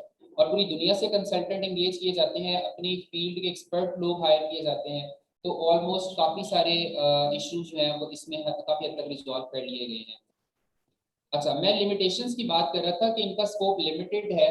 तो इनको टर्म्स के साथ ये जो 9 डिफरेंट मैंने सेक्शंस बना दिए, लोग इनको गलत एसोसिएट कर रहे होते हैं कि ये इनको टर्म्स का पार्ट है, जबकि इनको टर्म्स का पार्ट नहीं है।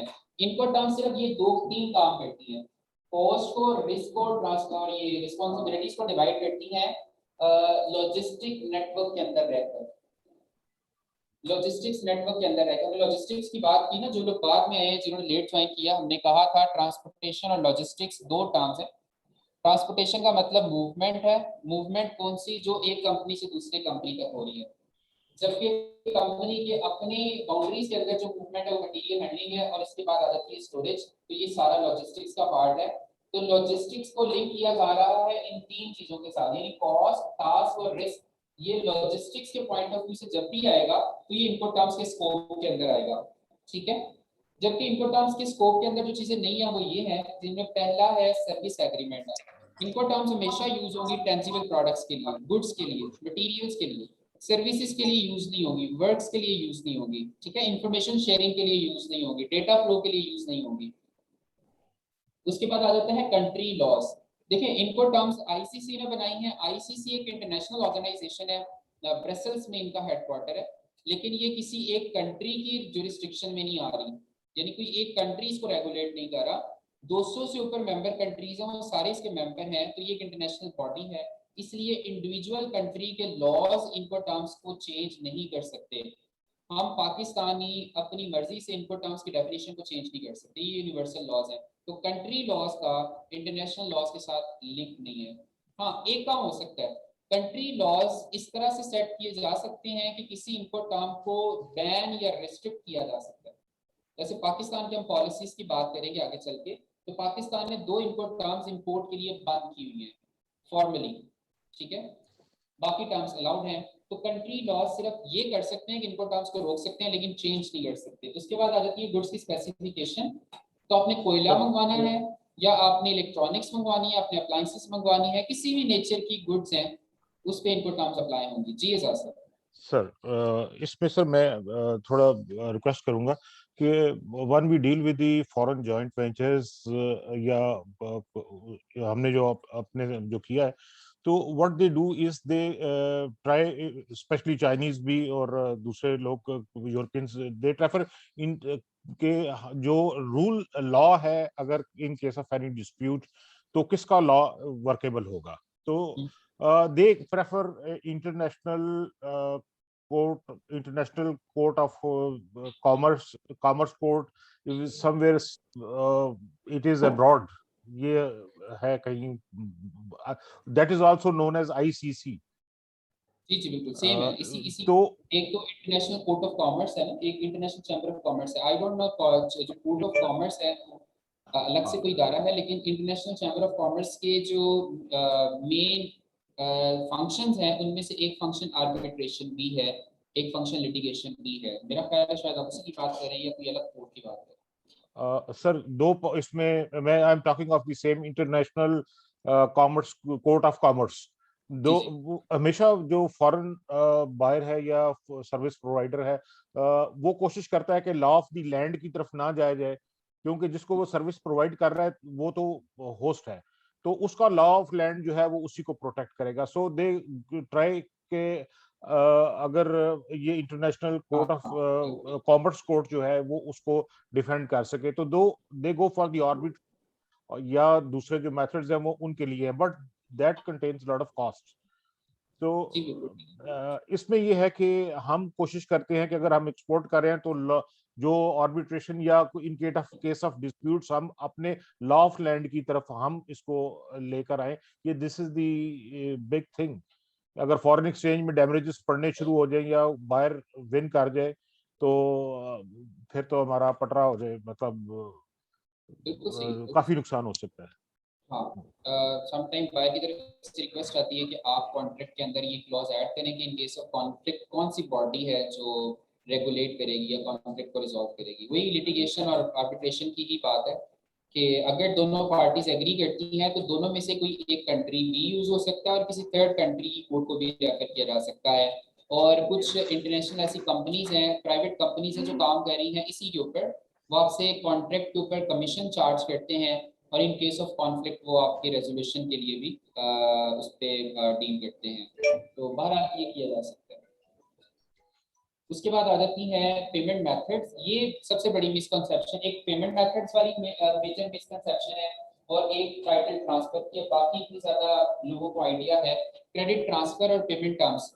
देखें, आपने एडवांस पेमेंट करनी है या आपने कॉन्ट्रैक्ट क्रेडिट पे पेमेंट करनी है, आपने आंखें बंद करके पेमेंट करनी है, आपने आंखें खोल के पेमेंट करनी है, इसका इनको टर्म्स के साथ कोई ताल्लुक नहीं है। लोग अक्सर पूछते हैं सर मेरा बायर मुझसे एफओबी रेट मांग रहा है तो मैं क्या एडवांस पेमेंट मांगूं या मैं क्रेडिट पे काम कर लूं। तो एफओबी एक इनपुट टर्म है, एडवांस पेमेंट और क्रेडिट ये पेमेंट टर्म्स है, इन दोनों का आपस में लिंक नहीं है। अपने अपने फैक्टर्स हैं जिनको देख के आपने डिसाइड करना है। इनपुट टर्म्स के अपने फैक्टर्स हैं, पेमेंट के अपने फैक्टर्स हैं। इसी तरह क्रेडिट पीरियड है, करेंसी है, आपने यूरो में डील करना है, आपने पाउंड में डील करना है, आपने डॉलर में डील करना है, इसका टर्म्स के साथ कोई रिलेशन नहीं है। फिर इसी तरह प्रोडक्ट की क्लासिफिकेशन के साथ इसका कोई ताल्लुक नहीं है, टैरिफ एंड टैक्सेस के साथ इसका ताल्लुक नहीं है। देखिए, टैरिफ्स और टैक्सेस हमेशा इंपोर्ट वैल्यू पे चार्ज होते हैं। जब भी ड्यूटी चार्ज होगी वो इंपोर्ट वैल्यू पे चार्ज होगी। आपने चाहे सप्लायर के वेयर हाउस से माल उठाया खुद जाकर, कस्टम्स को इससे कंसर्न नहीं है कि आपने किस स्टेज पर माल अपने कस्टडी में लिया, आपने कितना खर्चा पे किया, सप्लायर ने कितना खर्चा पे किया। कस्टम को ये होता है कि जब पोर्ट पर चीज पहुंची है तो उसकी वैल्यू क्या है। ठीक है, तो इसीलिए टैरिफ्स और ड्यूटीज का इनकम टर्म्स के साथ ताल्लुक नहीं है, लेकिन यूज होती है वाइडली। एसआरओस के अंदर इनकम टर्म्स वाइडली यूज होती है। जब आप रिबेट की क्लेम की तरफ बात करते हैं, कॉस्टिंग की बात होती है, फाइनेंसिंग की बात होती है, तो फिर इनकम टर्म्स का यूज जरूर आता है, लेकिन इनकी बेसिस के ऊपर टैरिफ चार्ज नहीं होते। और लास्ट है टाइटल ट्रांसफर। अब टाइटल ट्रांसफर को समझने के लिए मैं आपसे कुछ सवाल करूंगा, आपने अपने नॉलेज के मुताबिक मुझे आंसर करना है। शायद पहले भी ये चीज़ डिस्कस हुई है, मैंने इंट्रोडक्शन क्लास के अंदर बात की थी। अगर सप्लायर के वेयर हाउस में चीज़ पड़ी हुई है, कॉन्ट्रैक्ट हो गया बायर और सप्लायर का, अब माल रेडी पड़ा है सप्लायर के वेयर हाउस में, ठीक है, तो बायर ने पेमेंट कर दी हुई है एडवांस, तो मुझे बताएं वो शिपमेंट बायर की हो चुकी या नहीं।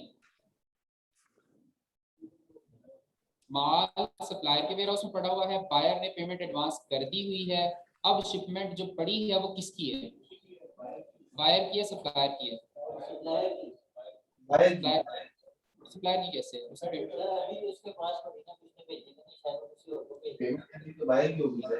अगर वो किसकी, जिसकी कस्टडी में है और जो रिस्पॉन्सिबिलिटी जिसकी डिफाइंड है ठीक है। कि यहाँ तक वेयर हाउस तक किसकी रिस्पॉन्सिबिलिटी है, ऑल दो पेमेंट हैज बीन मेड, तो जिसकी चलिए मैं रिस्पॉन्सिबिलिटी एक्सपर्ट की डिफाइंड है बात वो। कर, मैं सवाल को और ज्यादा आसान कर देता हूँ। एक्स वर्क पे डील हुआ, फिर बायर बायर की रिस्पॉन्सिबिलिटी है। हाँ जी, उनका एक्सपीरियंस कहता है बायर की रिस्पॉन्सिबिलिटी बायर की है। ठीक है, अच्छा अब चले मैं आसान कर देता हूँ। हम फिर ये जो मैं केस ये क्वेश्चन मैंने आपसे पूछे थे, मैं टर्म बचा के पूछूंगा। टाइटल ट्रांसफर एक ऐसी टर्म है जिसका पेमेंट के साथ ताल्लुक नहीं है। टाइटल ट्रांसफर एक फॉर्मल ऑपरेशन है जो कि ये तय करता है कि जो रिस्क है, जो ऑनरशिप है, वो फॉर्मली ट्रांसफर हुई है। ठीक है, अब इसमें दो वर्ड मैंने यूज किए हैं, एक है रिस्क ट्रांसफर, एक है ऑनरशिप ट्रांसफर। यहाँ पर जो टाइटल ट्रांसफर है, इससे मुराद रिस्क भी है, इससे मुराद ऑनरशिप भी है। ठीक है, अगर आप एक्सवर्क की बात करें तो उसमें हमें डॉक्यूमेंट देख के पता चलेगा कि एक्सवर्क में सप्लायर ने टाइटल ट्रांसफर किया था या नहीं किया था, लेकिन जब हमने एक्सवर्क बोल दिया तो रिस्क ट्रांसफर हो गया। रिस्क ट्रांसफर हो जाता है, सप्लायर के वेयर हाउस में पड़ी हुई चीज खराब हो जाती है, डैमेज हो जाती है, नुकसान पहुंच जाता है, तो बायर का लॉस है। लेकिन ये जरूरी नहीं है कि वो शिपमेंट बायर की ही हो। अब बात समझ आ रही है, ये कंफ्यूज हो रहे हैं। एक होता है ऑनरशिप, एक होता है रिस्क ट्रांसफर करना। रिस्क का मतलब ये है कि चीज अब आप इसकी नुकसान के जिम्मेदार आप होंगे, इस चीज के नुकसान के जिम्मेदार आप होंगे। और टाइटल ट्रांसफर करने का मतलब ये है कि आप बेच भी सकते हैं। सर इसकी मुराद ये नहीं लेते रेंट कार वाला, सॉरी, रेंट कार की मिसाल ठीक है इसमें। बताएं, एक्सप्लेन कर। वैश में एक गाड़ी है, पर वो मुझे देते हैं, मैं वो ठोक नहीं आऊंगा, तो रिस्क मेरे ऊपर होगा, पर ओनर तो वैश में ही है। हो सकता है इसी बात में उनको गुस्सा ही चढ़ गया। नहीं नहीं, मैं वैसे ही जनरल सवाल है कि यानी आप यही चीज कहना चाह रहे हैं। हाँ, एक है रिस्क, एक है यानी कि ऑनरशिप। रिस्क मेरे ऊपर है सर, लेकिन ओनर अभी भी वही है। गाड़ी के ऑनर वही है, एग्जैक्टली, आप रिलेट कर सकते हैं इसके साथ। ठीक, चलिए आगे चलते हैं, फिर इस पे बात करते हैं। अच्छा भाई, यहाँ पे मैं ये चीज नोट कर लो, अगर आप लोग कहीं लिखना चाहते हैं, टाइटल ट्रांसफर होता है डॉक्यूमेंट के जरिए, इनको टर्म्स के जरिए नहीं। अब देखिए ना, लिखा होगा ना इनको टर्म्स के स्कोप से बाहर है ये चीज। तो इनको टर्म में रिस्क ट्रांसफर करना था। मैंने आपको बताया दो चीजें ट्रांसफर होती है, रिस्क और टाइटलशिप, ऑनरशिप। इनको टर्म सिर्फ रिस्क ट्रांसफर करती हैं, टाइटल ट्रांसफर नहीं करती, ऑनरशिप ट्रांसफर नहीं करती। ऑनरशिप को ट्रांसफर करने के लिए एक फॉर्मल, एक लीगल वे है, एक डॉक्यूमेंट यूज होता है जिसकी मदद से एक पार्टी से दूसरी पार्टी में ऑनरशिप ट्रांसफर हो जाती है। ठीक है, वो हम आगे चल के पढ़ेंगे। तो इनको टर्म्स ऑनरशिप ट्रांसफर को डील नहीं करती, सिर्फ टाइटल ट्रांसफर को, रिस्क ट्रांसफर को डील करती है। मैं आपको थोड़ी हिस्ट्री बता रहा था कि 1918-1919 में ये काम शुरू किया था इन्होंने, इनको टर्म्स को बनाना शुरू किया था। और 23 में एक इंटरमीडिएट सा वर्जन सामने आया था, फॉर्मली 1936 के अंदर। मैं 30 बोल रहा था, इसको करेक्ट कर लें, 1936 के अंदर इसका पहला वर्जन मार्केट में आया था। और बाद में इसमें मुख्तलिफ मॉड्स ऐड होते रहे, जैसा कि रेल वाला मॉड इसमें आके 1953 में ऐड हुआ।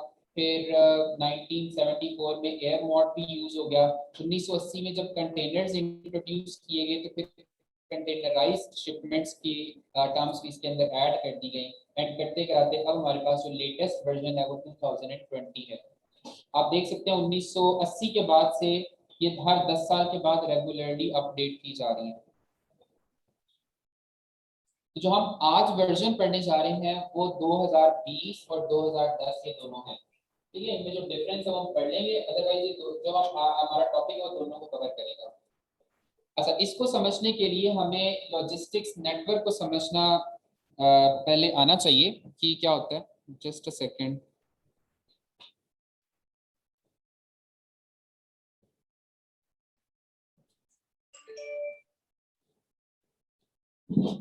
ओके, तो इसमें आप देख सकते हैं सप्लायर के वेयर हाउस से लेकर बायर तक डिलीवरी में जितने भी स्टेप्स इन्वॉल्व हैं उनको यहाँ पे मेंशन किया गया, यहाँ पे शो किया गया है। लॉजिस्टिक्स का ये जो नेटवर्क है, इसमें सबसे पहला स्टेप है पैकिंग। पैकिंग मैंने इसलिए लिखा, वैसे पैकिंग सोल रिस्पॉन्सिबिलिटी सप्लायर की होती है। पैकिंग करवाना सोल रिस्पॉन्सिबिलिटी सप्लायर की है, लेकिन कुछ कॉन्ट्रैक्ट्स के अंदर इसको चेंज भी किया जाता है, इसको डिसाइड भी किया जाता है। तो इसका मतलब ये होगा कि फिर पैकिंग को अगर छोड़ दिया जाए तो फिर एक ही रिस्पॉन्सिबिलिटी बनती है सप्लायर की, वो है गुड्स की manufacturing as per the given specification with the required documents. और पैकिंग के बाद आ जाती है लोडिंग। ये लोडिंग है प्राइमरी या कलेक्टिंग व्हीकल पर, जो माल लेने आई है गाड़ी उस पर। लोडिंग के बाद इसको पहुंचाया जाता है पोर्ट पर। ये जो स्टॉक का सिंबल है ये पोर्ट या कस्टम क्लियरेंस को शो कर रहा है। कस्टम क्लियरेंस के बाद ये शिपमेंट रेडी होती है मेन कैरेज के लिए, मेन ट्रांसपोर्टेशन के लिए। वो बाय एयर, बाय सी या किसी भी मोड के जरिए हो सकती है। फिर इस सारे नेटवर्क को इंश्योर भी करवाना होता है। उसके बाद फिर जब ये डेस्टिनेशन पोर्ट पे पहुंचती है तो इसको ऑफलोड करना, यानी इनबाउंड हैंडलिंग। अच्छा, यहाँ पे आउटबाउंड से मतलब एक्सपोर्ट और इनबाउंड से मतलब इंपोर्ट है।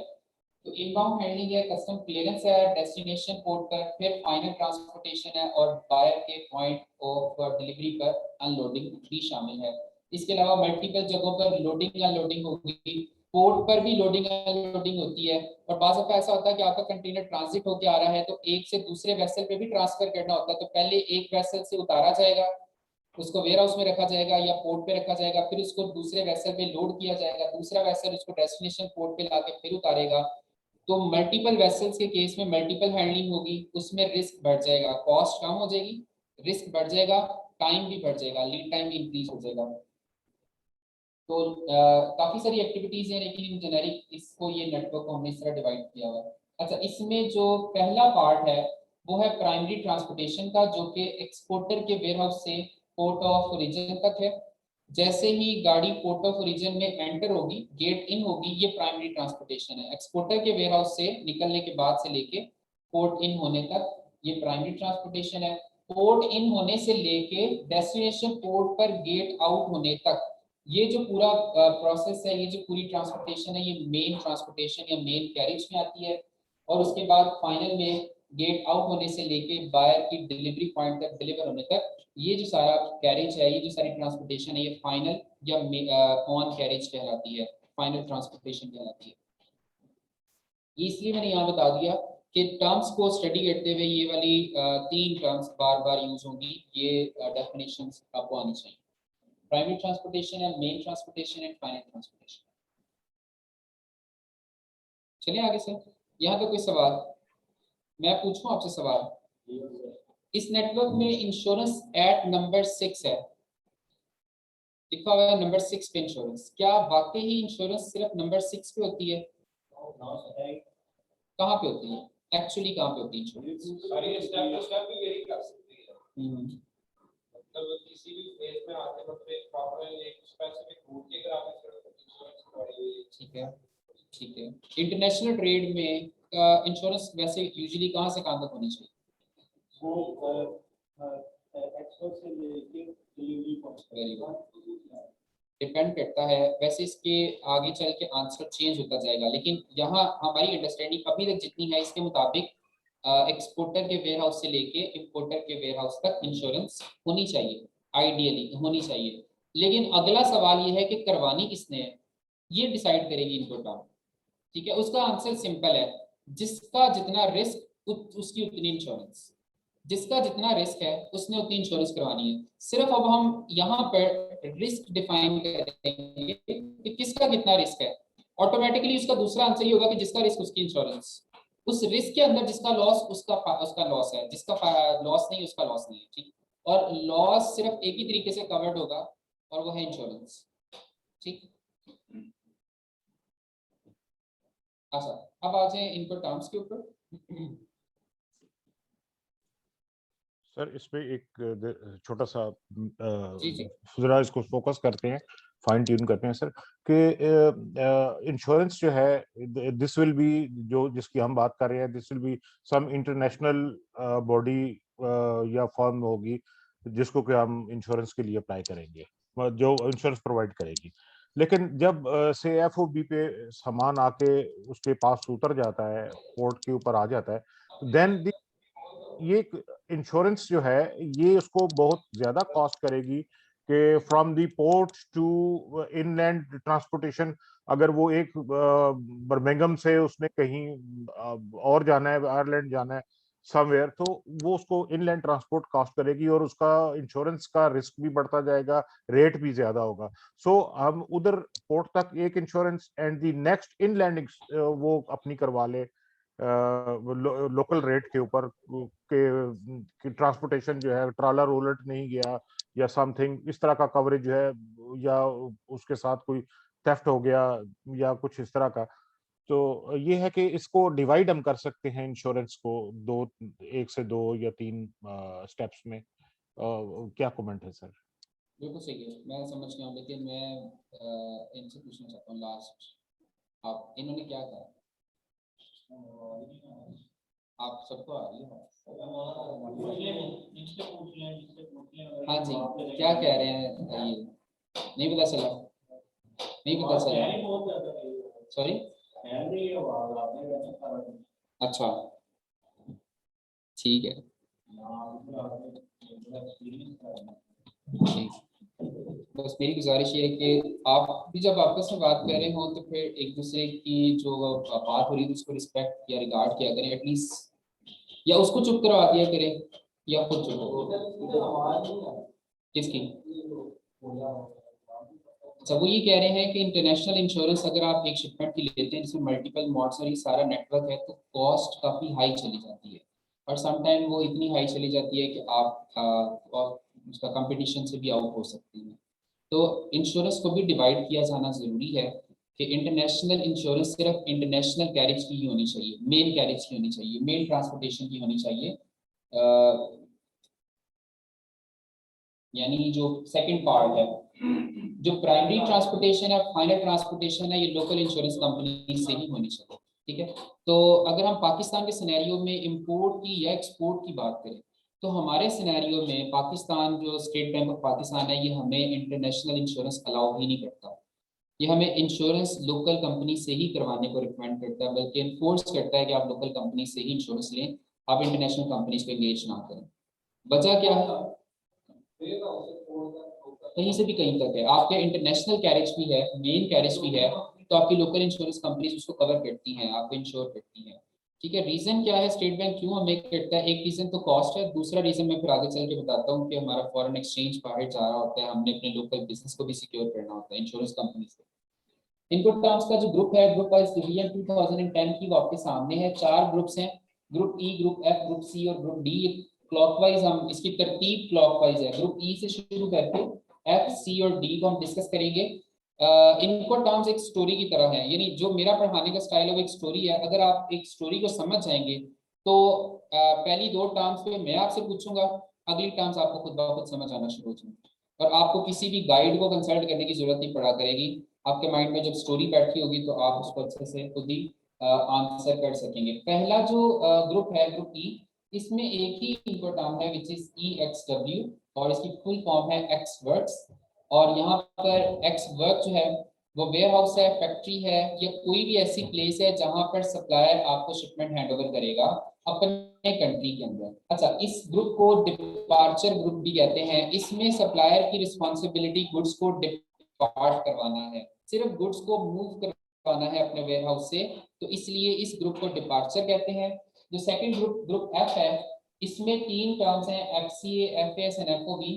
हर एक को हम इन डेप्थ इन डिटेल आगे पढ़ेंगे सेकंड हाफ के अंदर।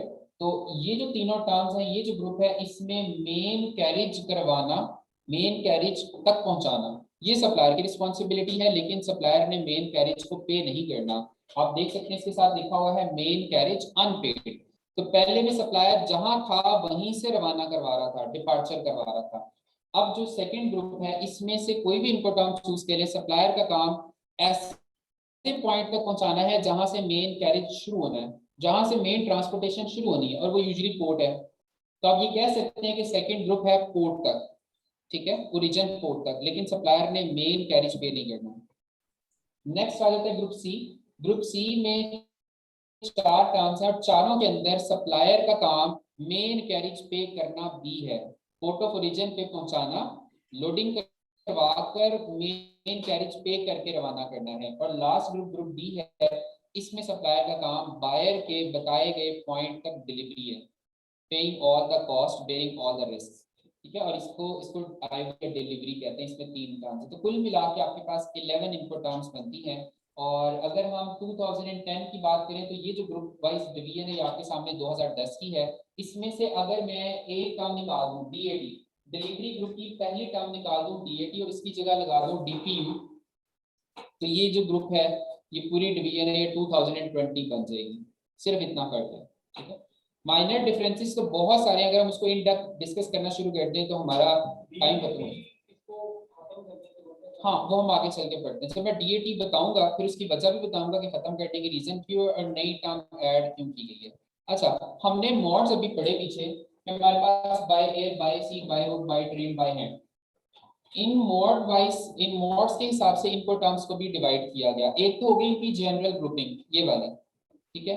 एक इनकी ग्रुपिंग है मॉड्स के लिहाज से, कुछ ऐसी इनको टर्म्स हैं जो सिर्फ बाय सी के लिए बनाई गई है, जिनको हम सिर्फ यूज करेंगे बाय सी। मिसाल के तौर पर यहाँ पर एक टर्म है FAS, फ्री अलोंगसाइड शिप, तो यहाँ पर वर्ड आ गया शिप, ये बनी ही टर्म शिप के लिए है, इसको बाय एयर या bye train, by road use नहीं कर सकते। तो कुछ ऐसी इनको टर्म्स हैं जो बाय सी के लिए हैं, और बाकी जो बचती हैं वो सारी किसी भी मॉड में यूज हो सकती है। मिसाल के तौर पर पहली इनको टर्म है एक्सवर्क। एक्स वर्क का मतलब ये है कि सप्लायर ने अपने वेयर हाउस में चीज रेडी करनी है, बायर का काम उठाना है।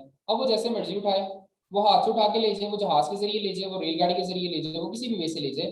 तो पहली इनकोटर्म का ताल्लुक किसी स्पेसिफिक मोड से नहीं है। अब आप समझ आ रही है ना, दो तरह की होगी इनकोटर्म्स। एक है, मर्जी हो सकती है। हाँ आपकी मर्जी, बायर है ना आप, इंपोर्टर है, इंपोर्टर की मर्जी, वो जिस मर्जी में ऑर्डर क्यों हुआ है? नहीं, एक्सपोर्टर उसको फोर्स नहीं कर सकता, एक्सपोर्टर ने सिर्फ चीज पहुंचा हैंड ओवर करनी है। अच्छा, इसका मतलब ये हुआ एक तो 4 गुड्स की ये डिवीजन है, फिर इन 11 टर्म्स को दो हिस्सों में डिवाइड कर दिया गया, कुछ हैं जो मोड के साथ स्पेसिफिक है और कुछ हैं जो स्पेसिफिक नहीं है।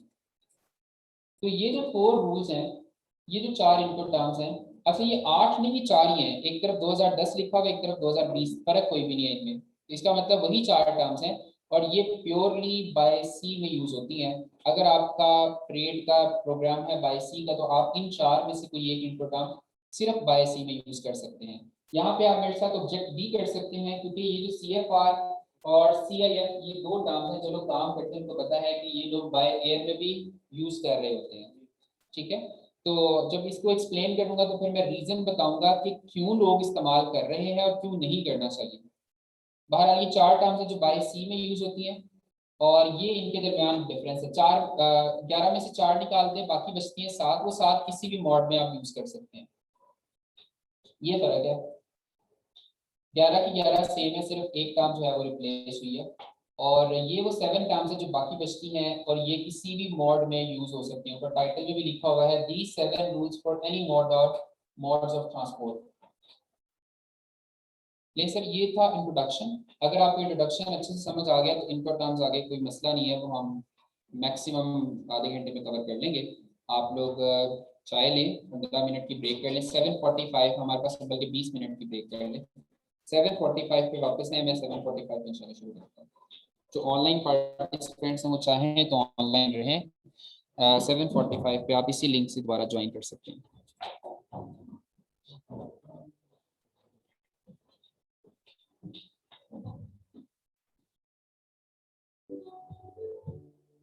But everything actually begins in the office with a team of people we call central planning.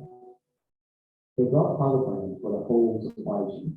Then it's sent to our shipment to adjust as required. ये वीडियो देखी हुई हम लोगों ने पहले?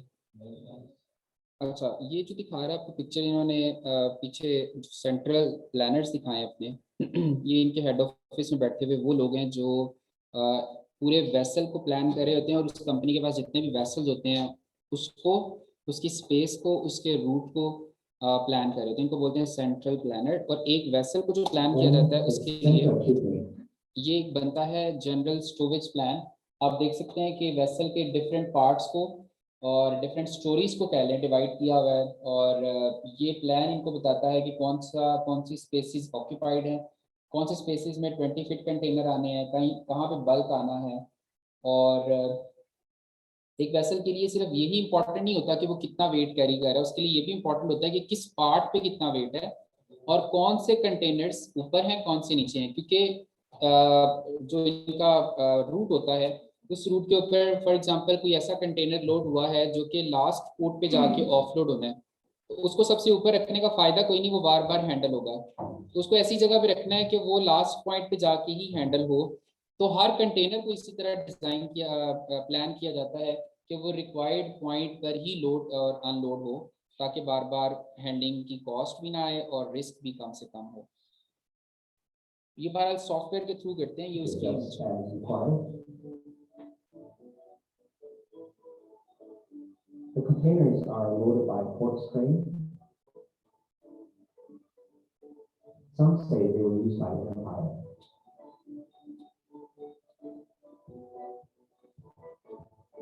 ये वाली लोडिंग थोड़ा क्रिटिकली देख ले, आगे एक टर्म यूज होगी उसमें मैं इसी लोडिंग का जिक्र करूंगा।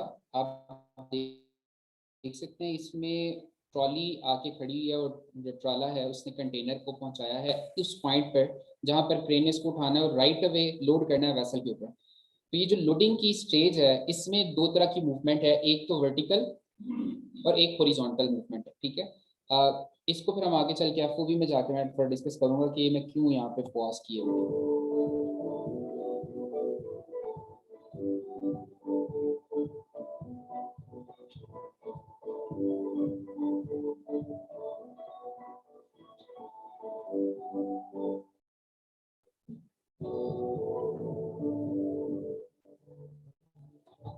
Starting from the bottom, stacking up like Legos. These cargo holds can be as deep as 40 times 40 meters.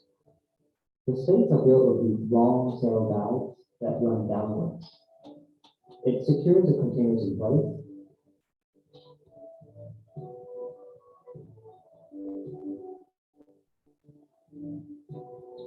And this is what an empty container hold looks like.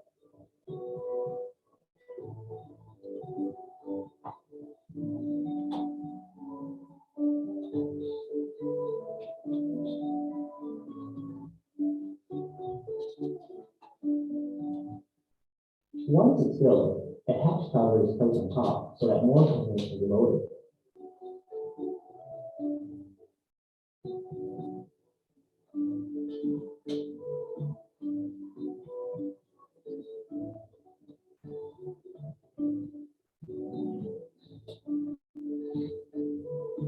The ones above on deck will be extra latchings to secure it. Workers from the port handle the physical labor of latching. Thank God, because these full metal rocks are very, very heavy.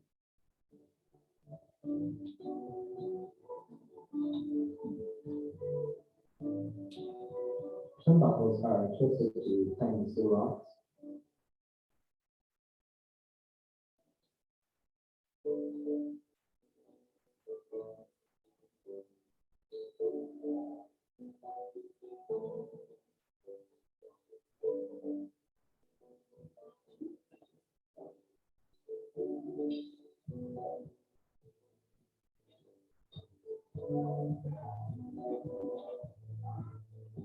That we have turnbuckles, short bars, long bars, and twist locks. There's actually a few types of twist locks on our ship. Some are manual, some are automatic. It all depends on the location of the containers, but they serve the same purpose, which is to lock containers.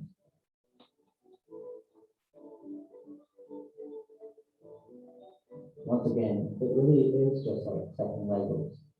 The foods and frozen products are transported by reefers. Reefers are short for refrigerated containers. ये आप देख सकते हैं कि ये Reifer containers temperature control होते हैं। इनको पावर सप्लाई डेक से मिल रही है, यानी वेसल से ही इनको पावर सप्लाई मिल रही है। आप वायर्स देख सकते हैं, तारे लगी हुई, तो कंटिन्यूसली 24/7 इनको इलेक्ट्रिसिटी चाहिए होती है, तो इस वजह से इनकी कॉस्ट हाई होती है। और जब इनको उतारा जाता है तो एक स्पेसिफिक टाइम होता है जिस टाइम में इसकी पावर कट रह सकती है, कट ऑफ टाइम बोलते हैं, ठीक है। उससे ज़्यादा अगर पावर कट रहेगी तो फिर गुड्स हैं वो ख़राब होना शुरू हो जाती हैं, तो उसको कंटिन्यूसली पावर सप्लाई देने के लिए आपको हाई कॉस्ट पे करनी पड़ती है। और ये वेसल पे भी, चाहे वो जितना मर्जी ट्रांसपोर्टेशन का ड्यूरेशन है, दिन में 2 दफ़ा रीडिंग ली जाती है हर कंटेनर की कि कितना टेम्परेचर चल रहा है, कोई बंद तो नहीं हुआ। They are pretty much a gigantic portable fridge. You can keep temperatures anywhere from room temperature to -30 degrees. That's -90 Fahrenheit when we're at the books. So what's my part in all this? Well, as third mate, my job during cargo operation is to monitor the loading progress. Afterwards, checking the latching to make sure it's done properly. The last thing we want are containers falling to sea if we ever run into bad weather. Other than that, we keep watch on the overall condition of the ship, including safety and security, checking the warning lines and looking out for any suspicious activities like stowaways or pirates. So that was a general overview of how cargo operations are done on container ships. If you got any specific questions, make sure to leave it down in the comments below. And as always, thanks for watching.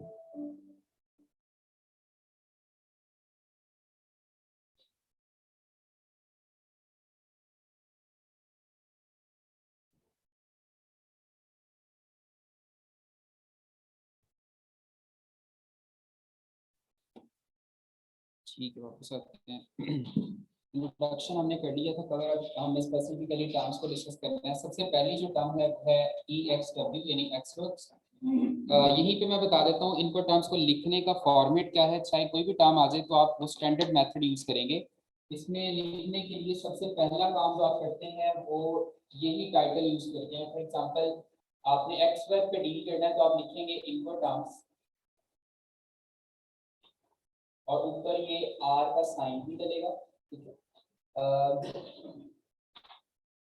आप for example लिखते हैं EXW, आगे आप लिखेंगे place, name of place यानी जिस जगह पर वो वेयर हाउस है, जिस जगह पर फैक्ट्री है। For example Azam industrial estate है, सुंदर लाहौर, पोर्ट कासिम है, कराची है।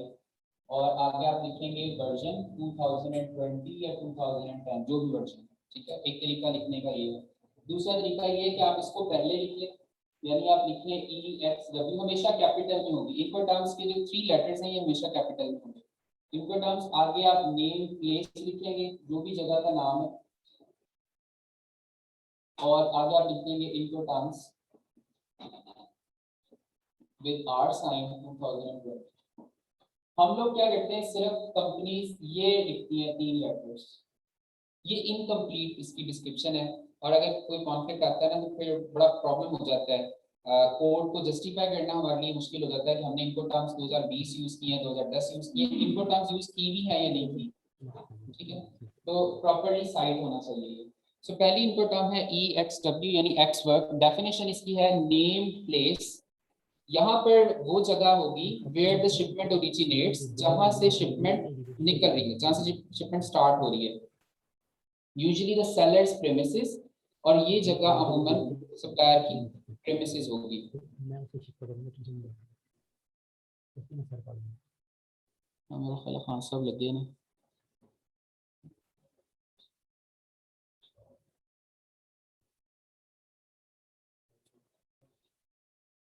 ओके सो सेलर की प्रेमिसेस होगी, ठीक है। ये उसका वेयर हाउस है, कोई भी जगह हो सकती है। अच्छा, इसमें सप्लायर या सेलर की रिस्पांसिबिलिटी है। Seller must have goods available and packaged when promise.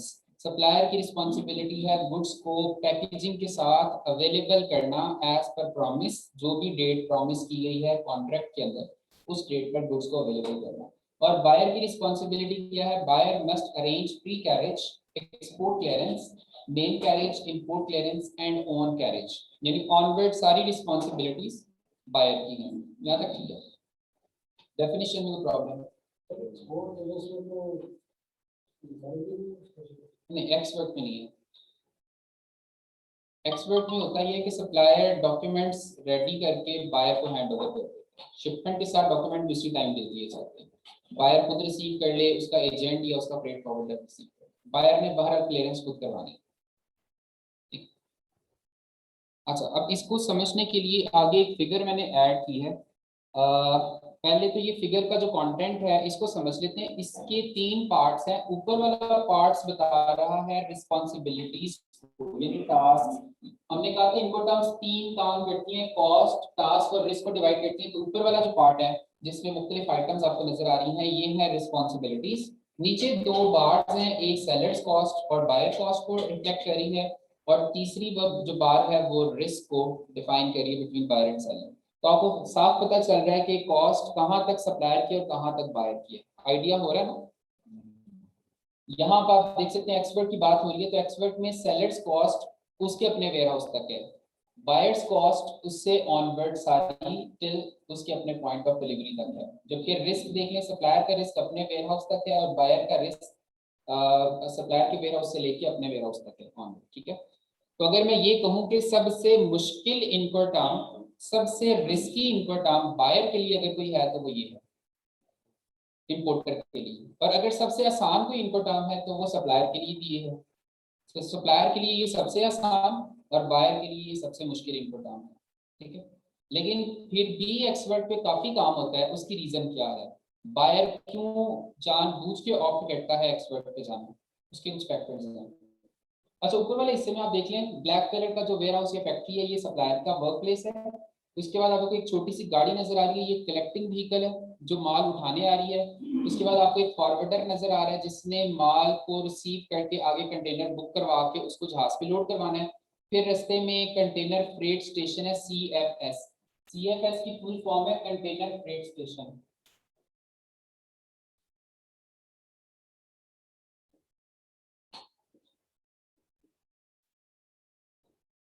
ये पोर्ट जो सी पोर्ट्स होती हैं, सी पोर्ट्स के अंदर एक सर्टेन पॉइंट होता है, एक वेयर हाउस टाइप जगह बनी होती है जहां पर लूज शिपमेंट्स को पैक किया जाता है और एक कंटेनर बनाया जाता है। कंसोलिडेशन का प्रोसेस जहाँ पे होता है उसको बोलते हैं container freight station.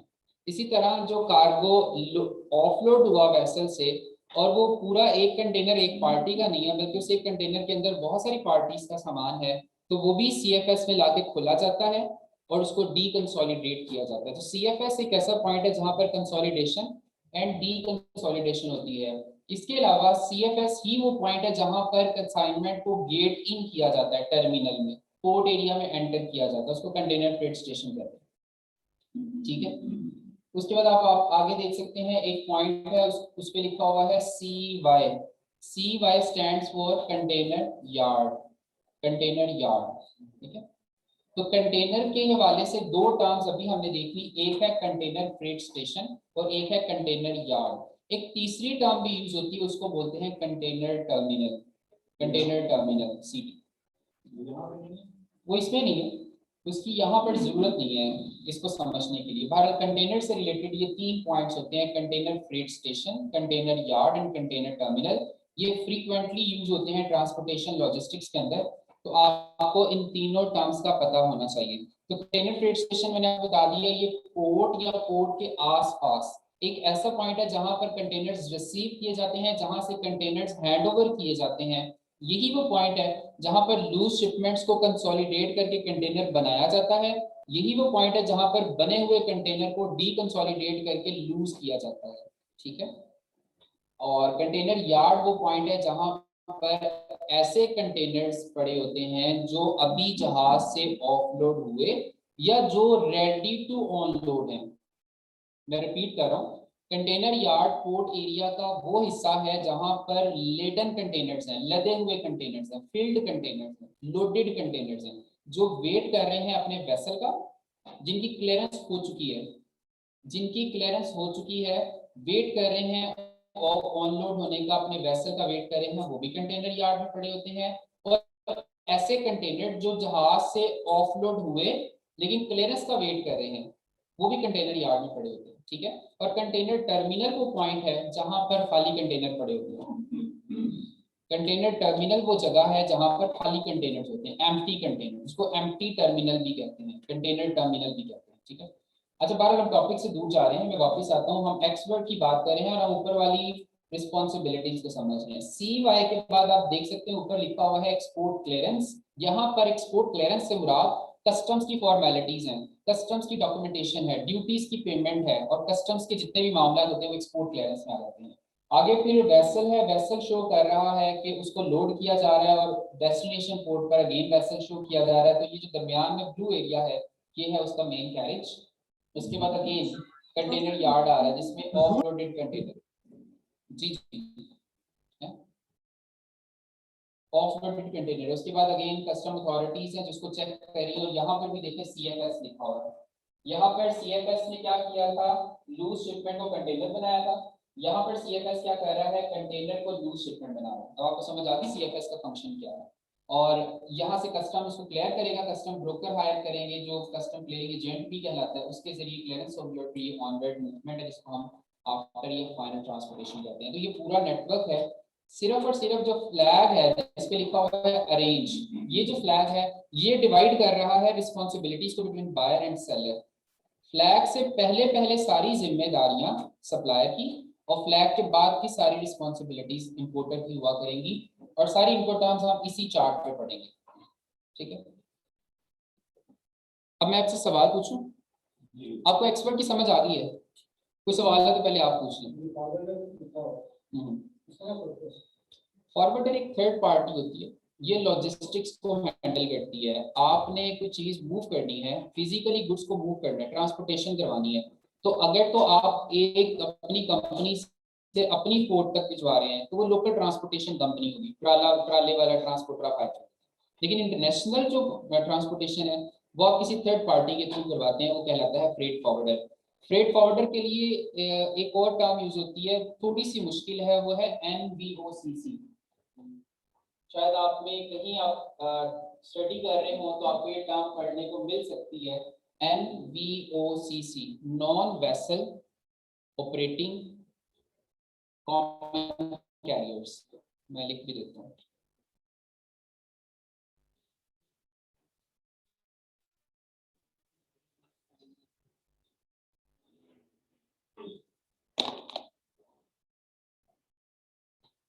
NVOCC, V for van, non-vessel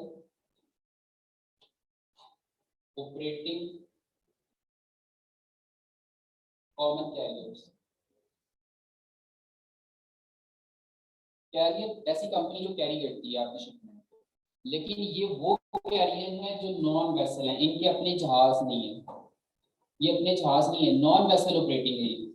common carriers आपकी शिपमेंट्स को कैरी करते हैं, ठीक है। तो ये ट्रांसपोर्टर्स के एजेंट हैं, जहाज वालों के ये एजेंट हैं जो आपकी शिपमेंट मूव करवाते हैं, आपकी शिपमेंट के लिए जहाज पर जगह बुक करवाते हैं, ठीक है। और कुछ फ्रेट फॉरवर्डर्स आपको क्लियरेंस भी करवा कर देते हैं, ठीक है। तो फ्रेट फॉरवर्डर्स के पास एडिशनल एक लाइसेंस भी होता है क्लियरेंस का, तो मोस्टली आपको वो क्लियरेंस भी करवा देते हैं। ब्रेड कैसे क्लियरेंस खुद करवा लें, एक है क्लियरेंस खुद करवाना, एक है हैंडलिंग करना। हैंडलिंग आप खुद कर सकते हैं, या तो आप पूरा कंटेनर बुक करवाएं, हो सकता है आपने 2 4 10 लैपटॉप मंगवाने हो, एक बॉक्स मंगवाना हो, तो पूरा कंटेनर आपके लिए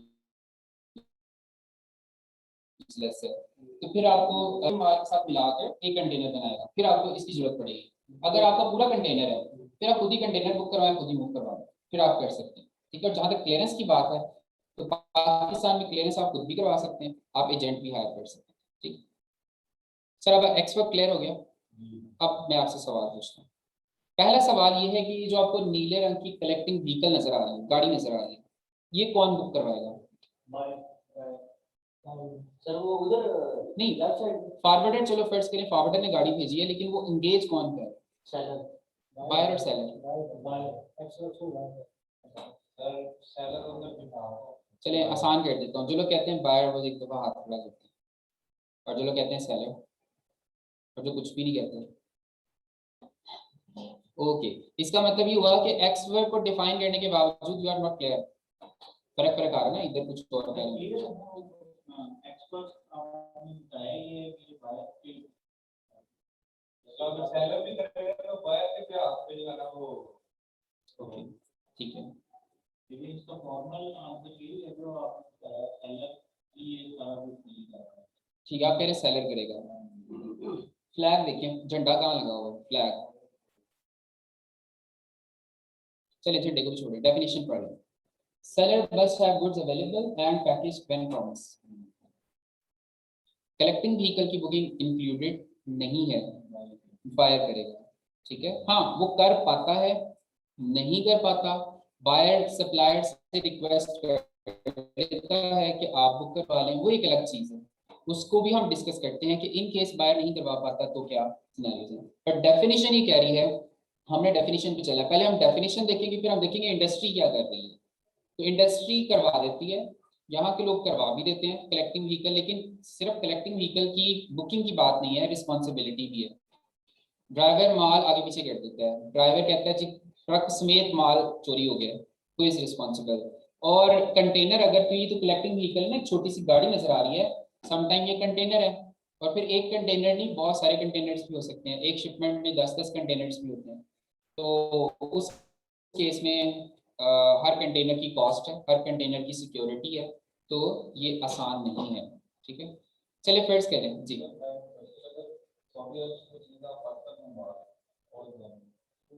हम पार्टी से बात करते हैं कि आपने कराची पहुंच देनी है, उसमें तो वो आप कह रहे हैं मुझे गाड़ी हम तो उधर पहुंचेगी, हमारी स्टोरी अभी शुरू हुई है, और हम पहली इनको टर्म, आप सही कह रहे हैं, वो वाली टर्म हम अब आगे चल के डिस्कस करें। अगर वो टर्म है फिर सिनेरियो कुछ और होगा,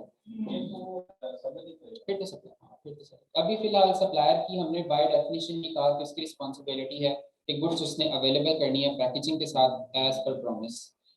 अच्छा अगला सवाल, हमने ये डिसाइड कर लिया कलेक्टिंग व्हीकल बायर साइड पे है, गाड़ी आ गई, कंटेनर पहुंच चुका है, माल रेडी है, कॉन्फ्लिक्ट आ गया कि लोड कौन करवाएगा, सप्लायर ने लोड करवाना है या बायर ने। फर्स्ट करें 10 कंटेनर खड़े हैं, और जो कंटेनर के अंदर चीज़ें रखनी है वो हैवी मशीनरी है, उसको मंगवाने के लिए, उसको लोड करवाने के लिए आपको फोर्क लिफ्टर चाहिए। फोर्क लिफ्टर का एक दिन का किराया 15 से 20 हज़ार रुपये है, ठीक है। और 10 कंटेनर में भी 3 दिन में लोड हो तो आपका 90,000 1 लाख रुपया बन गया फोर्क लिफ्टर का। कौन बेयर करेगा सर, लोडिंग कौन करवाएगा? ये पहले प्री डिसाइड होता है ये लोडिंग किसके। हम प्री डिसाइड कर रहे हैं, एक्सपर्ट में कौन करेगा? एक्सपर्ट्स में जो है ना वो एक्सपोर्टर करते हैं। एक्सपोर्टर करके देता है, बाकी सारे कह रहे हैं बायर। कोई आप में से है जो कह रहे हैं एक्सपोर्टर ये सब? और पीछे वालों को समझ आ गया, फौरन डेफिनेशन पे जा रहे हैं। यही डेफिनेशन पढ़ेंगे हम, डेफिनेशन में प्रोविजन है कि नहीं है?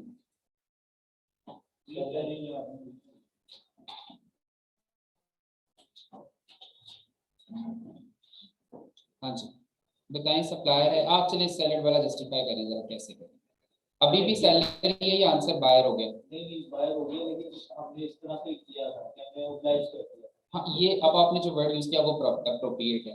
ऑब्लाइज करना इज समथिंग एल्स। फर्स्ट करें, चले मैं अब आपके केस पे आ रहा हूं, आपने ऑब्लाइज कर दिया, ठीक है, लेकिन उस ऑब्लाइज के चक्कर में आपके वर्कर से ही, आपके लोडर से ही चीज डैमेज हो गई है, मशीन की फॉर एग्जांपल 5,000 डॉलर। हमने पहले डिसाइड कर लिया हुआ था। ये पहले एक्सपर्ट में बताएं, एक्सपर्ट में हमने उससे पहले डिसाइड कर लिया था। एक्सपर्ट में आपने कैसे डिसाइड कर लिया? एक्सपर्ट तो आईसीसी ने डिसाइड किया। नहीं हमने बायर से कैसे अंडरस्टैंडिंग ये डेवलप कर ली थी। रिटर्न डेफिनेशन, हाँ जी, रिटर्न कॉन्ट्रैक्ट में भी उसके साथ हमने वो परफॉर्मेंस मैच के ना हमने उससे कर दिया। ठीक। तो उस पे हमने उसको बता दिया था कि अगर कोई ब्रेकिंग हुआ है तो वो आपकी रिस्पांसिबिलिटी होगी, हमारी। आपके सवाल में आपके जवाब, उसका जवाब ही है। इसका मतलब ये हुआ कि एक्सपर्ट कवर नहीं कर रहा तो आपको लिखना पड़ा। अगर एक्सपर्ट कवर करता होता तो फिर एडिशनली लिखने की जरूरत ना पड़ती। दैट मीन्स के लोडिंग करवाना ये बायर की रिस्पॉन्सिबिलिटी। यहाँ तक ठीक हो गया? अगला केस फर्स्ट करें, डील हुई है एक्सपर्ट के ऊपर और शिपमेंट फॉर एग्जांपल यहाँ पे कोई ऑरेंज वाले भाई थे हमारे, ऑरेंज है या मैंगो है, चले फॉर एग्जांपल। अच्छा उनकी शिपमेंट फंसी होगी। अच्छा खैर मैंगोज या कोई इस तरह की पेरिशेबल गुड्स हैं, ठीक है। सप्लायर ने कहा जी आप आके 20 मार्च को अपनी शिपमेंट उठा लें। 20 मार्च भी गुजर गया, 25 भी गुजर गया, 30 भी गुजर गया, शिपमेंट खराब हो गई है, कौन रिस्पॉन्सिबल है? बायर रिस्पॉन्सिबल है। बायर ने एडवांस पेमेंट कर दी है। बायर ये कहता है कि जी मैं तो खाने नहीं आया तो मेरा रिस्क नहीं है, मैं उठाऊंगा तो मेरा रिस्क शुरू होगा। अब आपको चीज समझ आ रही है ना? लोग ये बायर ये कहते हैं कि मैं उठाने आऊंगा तो मेरा रिस्क शुरू होगा, ऐसा नहीं है, ऐसा नहीं है। अगर सप्लायर ने प्रॉपरली डेडलाइन कन्वे की थी तो फिर सप्लायर रिस्पॉन्सिबल नहीं होगा, फिर उसका रिस्क ट्रांसफर हो चुका है। अब आप समझ रहे हैं रिस्क ट्रांसफर कैसे होता है? कॉन्ट्रैक्ट पे डेट लिखना जरूरी है, खाली एक्स वर्क लिखना मुकम्मल नहीं है। सप्लायर डेट भी लिखेगा कि मैं शिपमेंट इस डेट पे रेडी करूंगा और दोनों पार्टीज एग्री करेंगी। जब कॉन्ट्रैक्ट होता है परफॉर्मिंग वाइज होती है, दोनों पार्टी साइन करती हैं, एग्री करती हैं सारी टर्म्स को। इसका मतलब बायर ने एग्री किया था कि मैं इस डेट पे पिक करने आऊंगा। फर्स्ट करें एग्जैक्ट उस डेट पे पिक करने नहीं आया, फिर इसका मतलब ये हुआ मार्जिन होना चाहिए। सप्लायर और बायर के दरमियान निगोशिएबल मार्जिन होना चाहिए कि 2 से 3 दिन का टाइम है या 1 वीक के अंदर अंदर आप उठा लें, डिपेंडिंग अपॉन पेरिशेबिलिटी क्या है, उसकी शेल्फ लाइफ क्या है प्रोडक्ट की। अच्छा ठीक है, अब इतना सवाल है, सप्लायर ने जब शिपमेंट पैक करवाई है तो वो डैमेज्ड है, वो इस रिस्पॉन्सिबल खुद है। घर ला के चीजें खोली वो डैमेज है, सप्लायर कहता है मैं ठीक पैक करवाई है, बायर कहता है नहीं आपने पैक ही गलत की। वीडियो नहीं है जब आप देखें उनकी फिल्म वो तो सोल्यूशन है ना, सोल्यूशन है, सोल्यूशन ये भी हो सकता है, लेकिन रिस्क किसका था? बायर का ही था, क्योंकि सप्लायर ने अवेलेबल करना था, उसने बताना था कि ये मेरे, अच्छा फॉर एग्जांपल जैसे पोर्ट कासिम एक बहुत बड़ा एरिया है, तो पोर्ट कासिम में जो कंपनियां काम कर रही है जिनके वहाँ पे यूनिट्स हैं, वो लोग सिर्फ इतना लिख देते हैं port Qasim, expert port Qasim. Port Qasim अब कई किलोमीटर पे मुहित एक एरिया है, वहाँ कहाँ पर अवेलेबल करना है? तो एग्जैक्ट पॉइंट भी बताएं कि गेट पर, हमारी कंपनी के गेट पर, गेट नंबर 1 2 3 प्लान, ठीक है।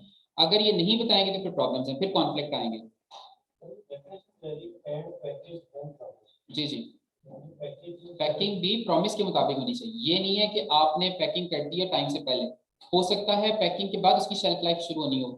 तो दोनों चीजें एज पर प्रॉमिस होनी चाहिए। अगर तो बहुत ही इंपॉर्टेंट चीज है जिसकी पैकेजिंग भी आपके लिए मायने रखती है, तो उसकी डेट भी डिसाइड करें, या कोई मशीनरी है तो फिर पैकेजिंग की डेट ना भी डिसाइड करें, अवेलेबिलिटी की डेट एटलीस्ट डिसाइड कर लें, और पॉइंट ऑफ अवेलेबिलिटी भी डिसाइड कर लें कहाँ पर अवेलेबल करें।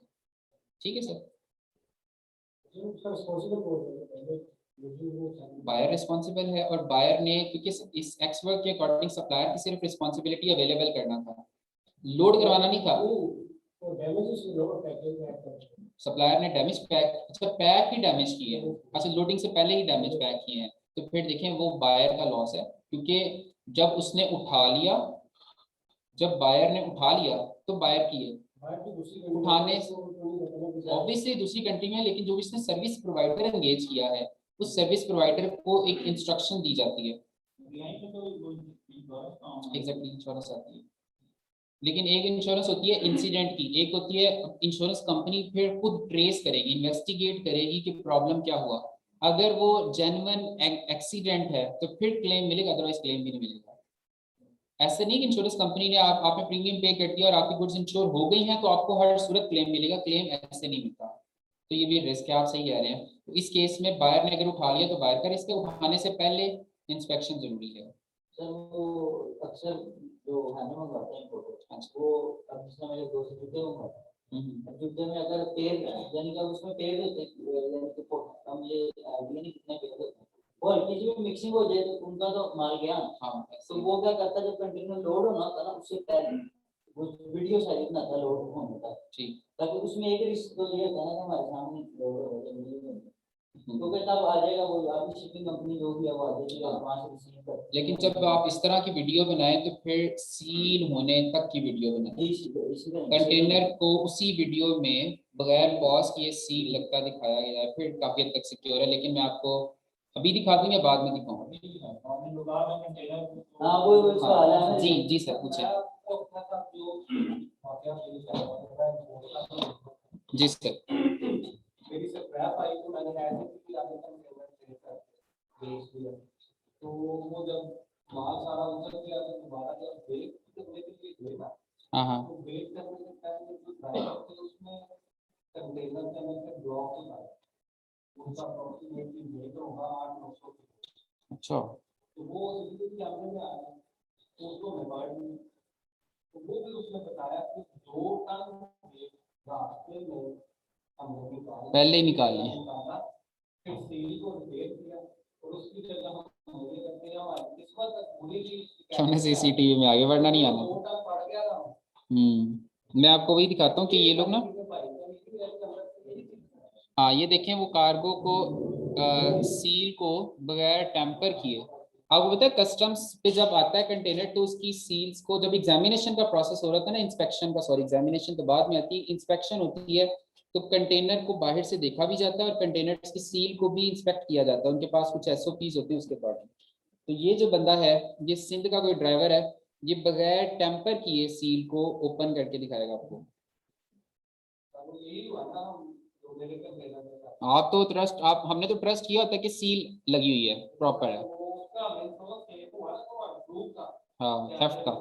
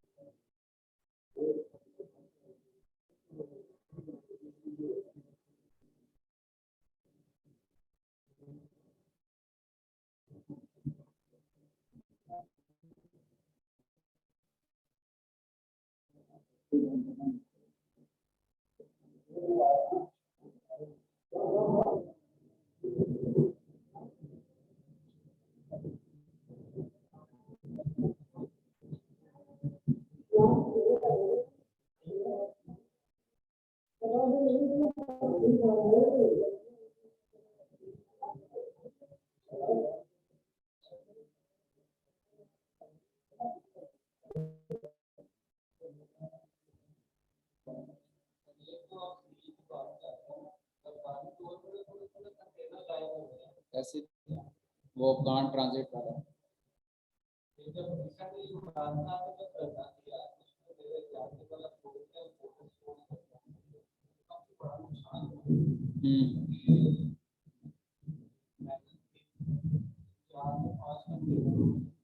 और वो इंश्योरेंस क्लेम भी नहीं है, उसका नहीं है, बड़ा लॉस हुआ था लोगों को। ये रिसेंटली जो प्लान का सुप्रीम कोर्ट में जो आ रही है उसमें लोगों का बड़ा नुकसान ऐसी है, लेकिन आग कुछ केसेस में कवर्ड होती है, फायर डिपेंड करता है। जब हम मेरीन इंश्योरेंस पढ़ेंगे तो फिर वो देखिए, वो डिपेंड करता है कि जो इंश्योरेंस हायर की गई थी वो उसकी क्लॉजेस क्या थी। अगर तो फायर क्लॉज कवर्ड थी तो फिर मिलेगा, अदरवाइज नहीं मिलेगा।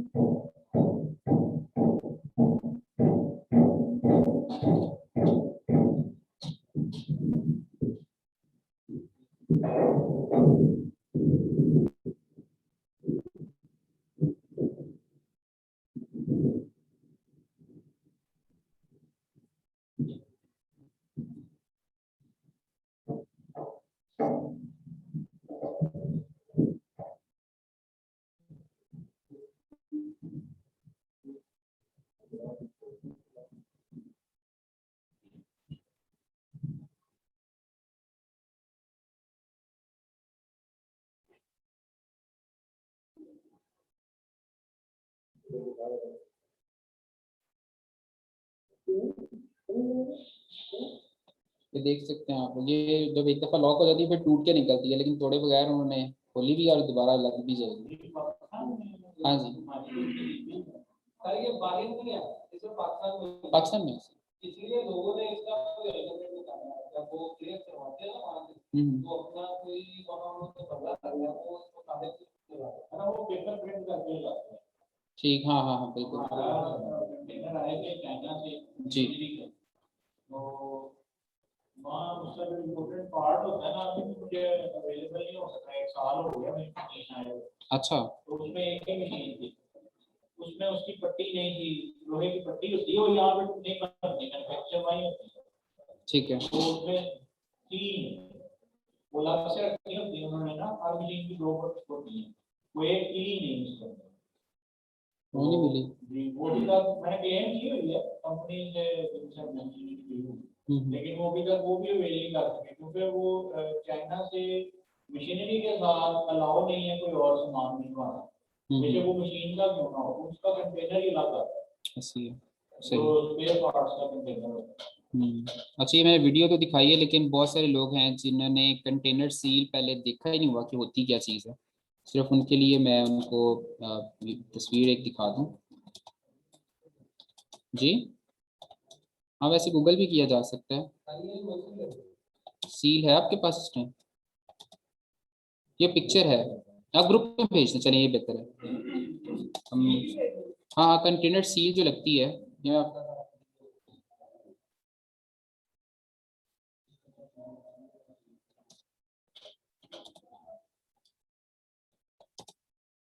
हाँ, that's how it looks like.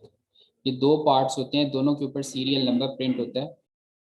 और ये ज़ाहिर है जब आप लॉक गेट दरवाजे के साथ लगा देते हैं फिर ये लॉक हो जाता है और फिर ये टूट के निकलती है, वैसे नहीं निकलती। लेकिन आप देख सकते हैं उन्होंने बगैर तोड़े इसको ओपन भी किया।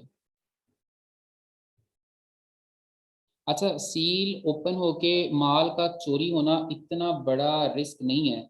उससे बड़ा एक रिस्क आपको बताऊं, सोचें जरा, उससे एक बड़ा रिस्क और भी है। एग्जैक्टली उसमें कोई एक्सप्लोसिव रखते, आपके कंटेनर आपके नाम का कंटेनर है, उसके अंदर कोई आपकी चीज निकाल के एक्सप्लोसिव रख दे, उसका क्या है? कोई हल नहीं। एक तो मेरा सूट भी है वो इस तरह हो गया। हाँ, यहाँ से एक्सपोर्ट होना है, मिसाल के तौर पर आपने लाहौर से कंटेनर सील करके भेज दिया, आपके कंपेटिटर ने पैसे दे दिला के ट्रांसपोर्टर को कह के अंदर कोई नार्कोटिक्स रखवा दी, एएनएफ ने पकड़ लेना और वो company black list FIR, sorry हाल मैं बता दूं इसका भी 2 जी जी 3 लाख करोड़ की इधर घुमाना स्टार्ट करते हैं कि वहाँ से पाकिस्तान में सारी कंट्री को इसका हमारा यूएसपी किया जिसकी वजह से पाकिस्तान जो ग्रीन चैनल इसलिए दोबारा बनाया हाँ कि जिनका इस्तेमाल हो गया नहीं, मुगल स्टील वाले थे क्यों मोबाइल वाले?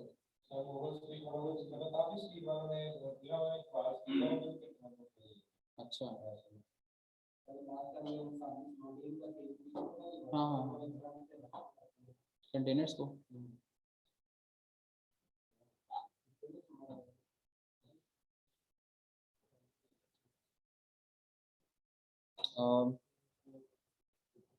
बाकी कल कवर कर ले। एक्चुअली मैंने एक फ्यूनरल सेरेमनी पे जाना है। सॉरी, हाल ये है कि आप करें ये, वैसे थोड़ा सा कॉस्टली हो जाता है। अगर आपको रिस्क है ना, कोई आपको पता है कंपेटिटर्स हैं आपके जो आपको इस तरह से डॉच कर सकते हैं, तो सीधा सीधा हाल ये है कि आप लाहौर में बैठे हैं, आप लाहौर ड्राई पोर्ट पे कंटेनर भेजें अपनी निगरानी में, 7 बंदा भेज दें और वहाँ पे क्लियरेंस करवाएं। जब आपकी लाहौर ड्राई पोर्ट पे क्लियरेंस हो जाएगी ना, फिर अब आप बारी जिम्मा है, फिर वो बॉन्डेड कैरियर के थ्रू जाएगा, कस्टम्स नॉमिनेटेड बॉन्डेड कैरियर्स के थ्रू आपकी शिपमेंट जाएगी। पिछले दिन ये कहना कि जो दूसरे में केस पड़ा है वो गाइड कर लेंगे। हाँ, तो फिर ड्राई पोर्ट से क्लियरेंस करवाएं। सॉरी, अच्छा बड़ा कुछ हुआ है एलएलसी जो बॉन्डेड कैरियर्स है हाँ उनका भी चले, आयतल कुर्सी पढ़ लिया करें तो यही है। बाकी सर कल इंशाल्लाह करते हैं इसको। मैं आप करूँगा तो थोड़ा स्पीडी हो जाएगा, तो मज़ा नहीं आएगा। कल यहीं से शुरू करेंगे, ठीक है? लेकिन कल 5 बजे कोशिश करें आ जाए करें सारे। जी अस्सलाम वालेकुम सर। वालेकुम अस्सलाम। जी जी सर उस्मान बात कर रहा हूँ।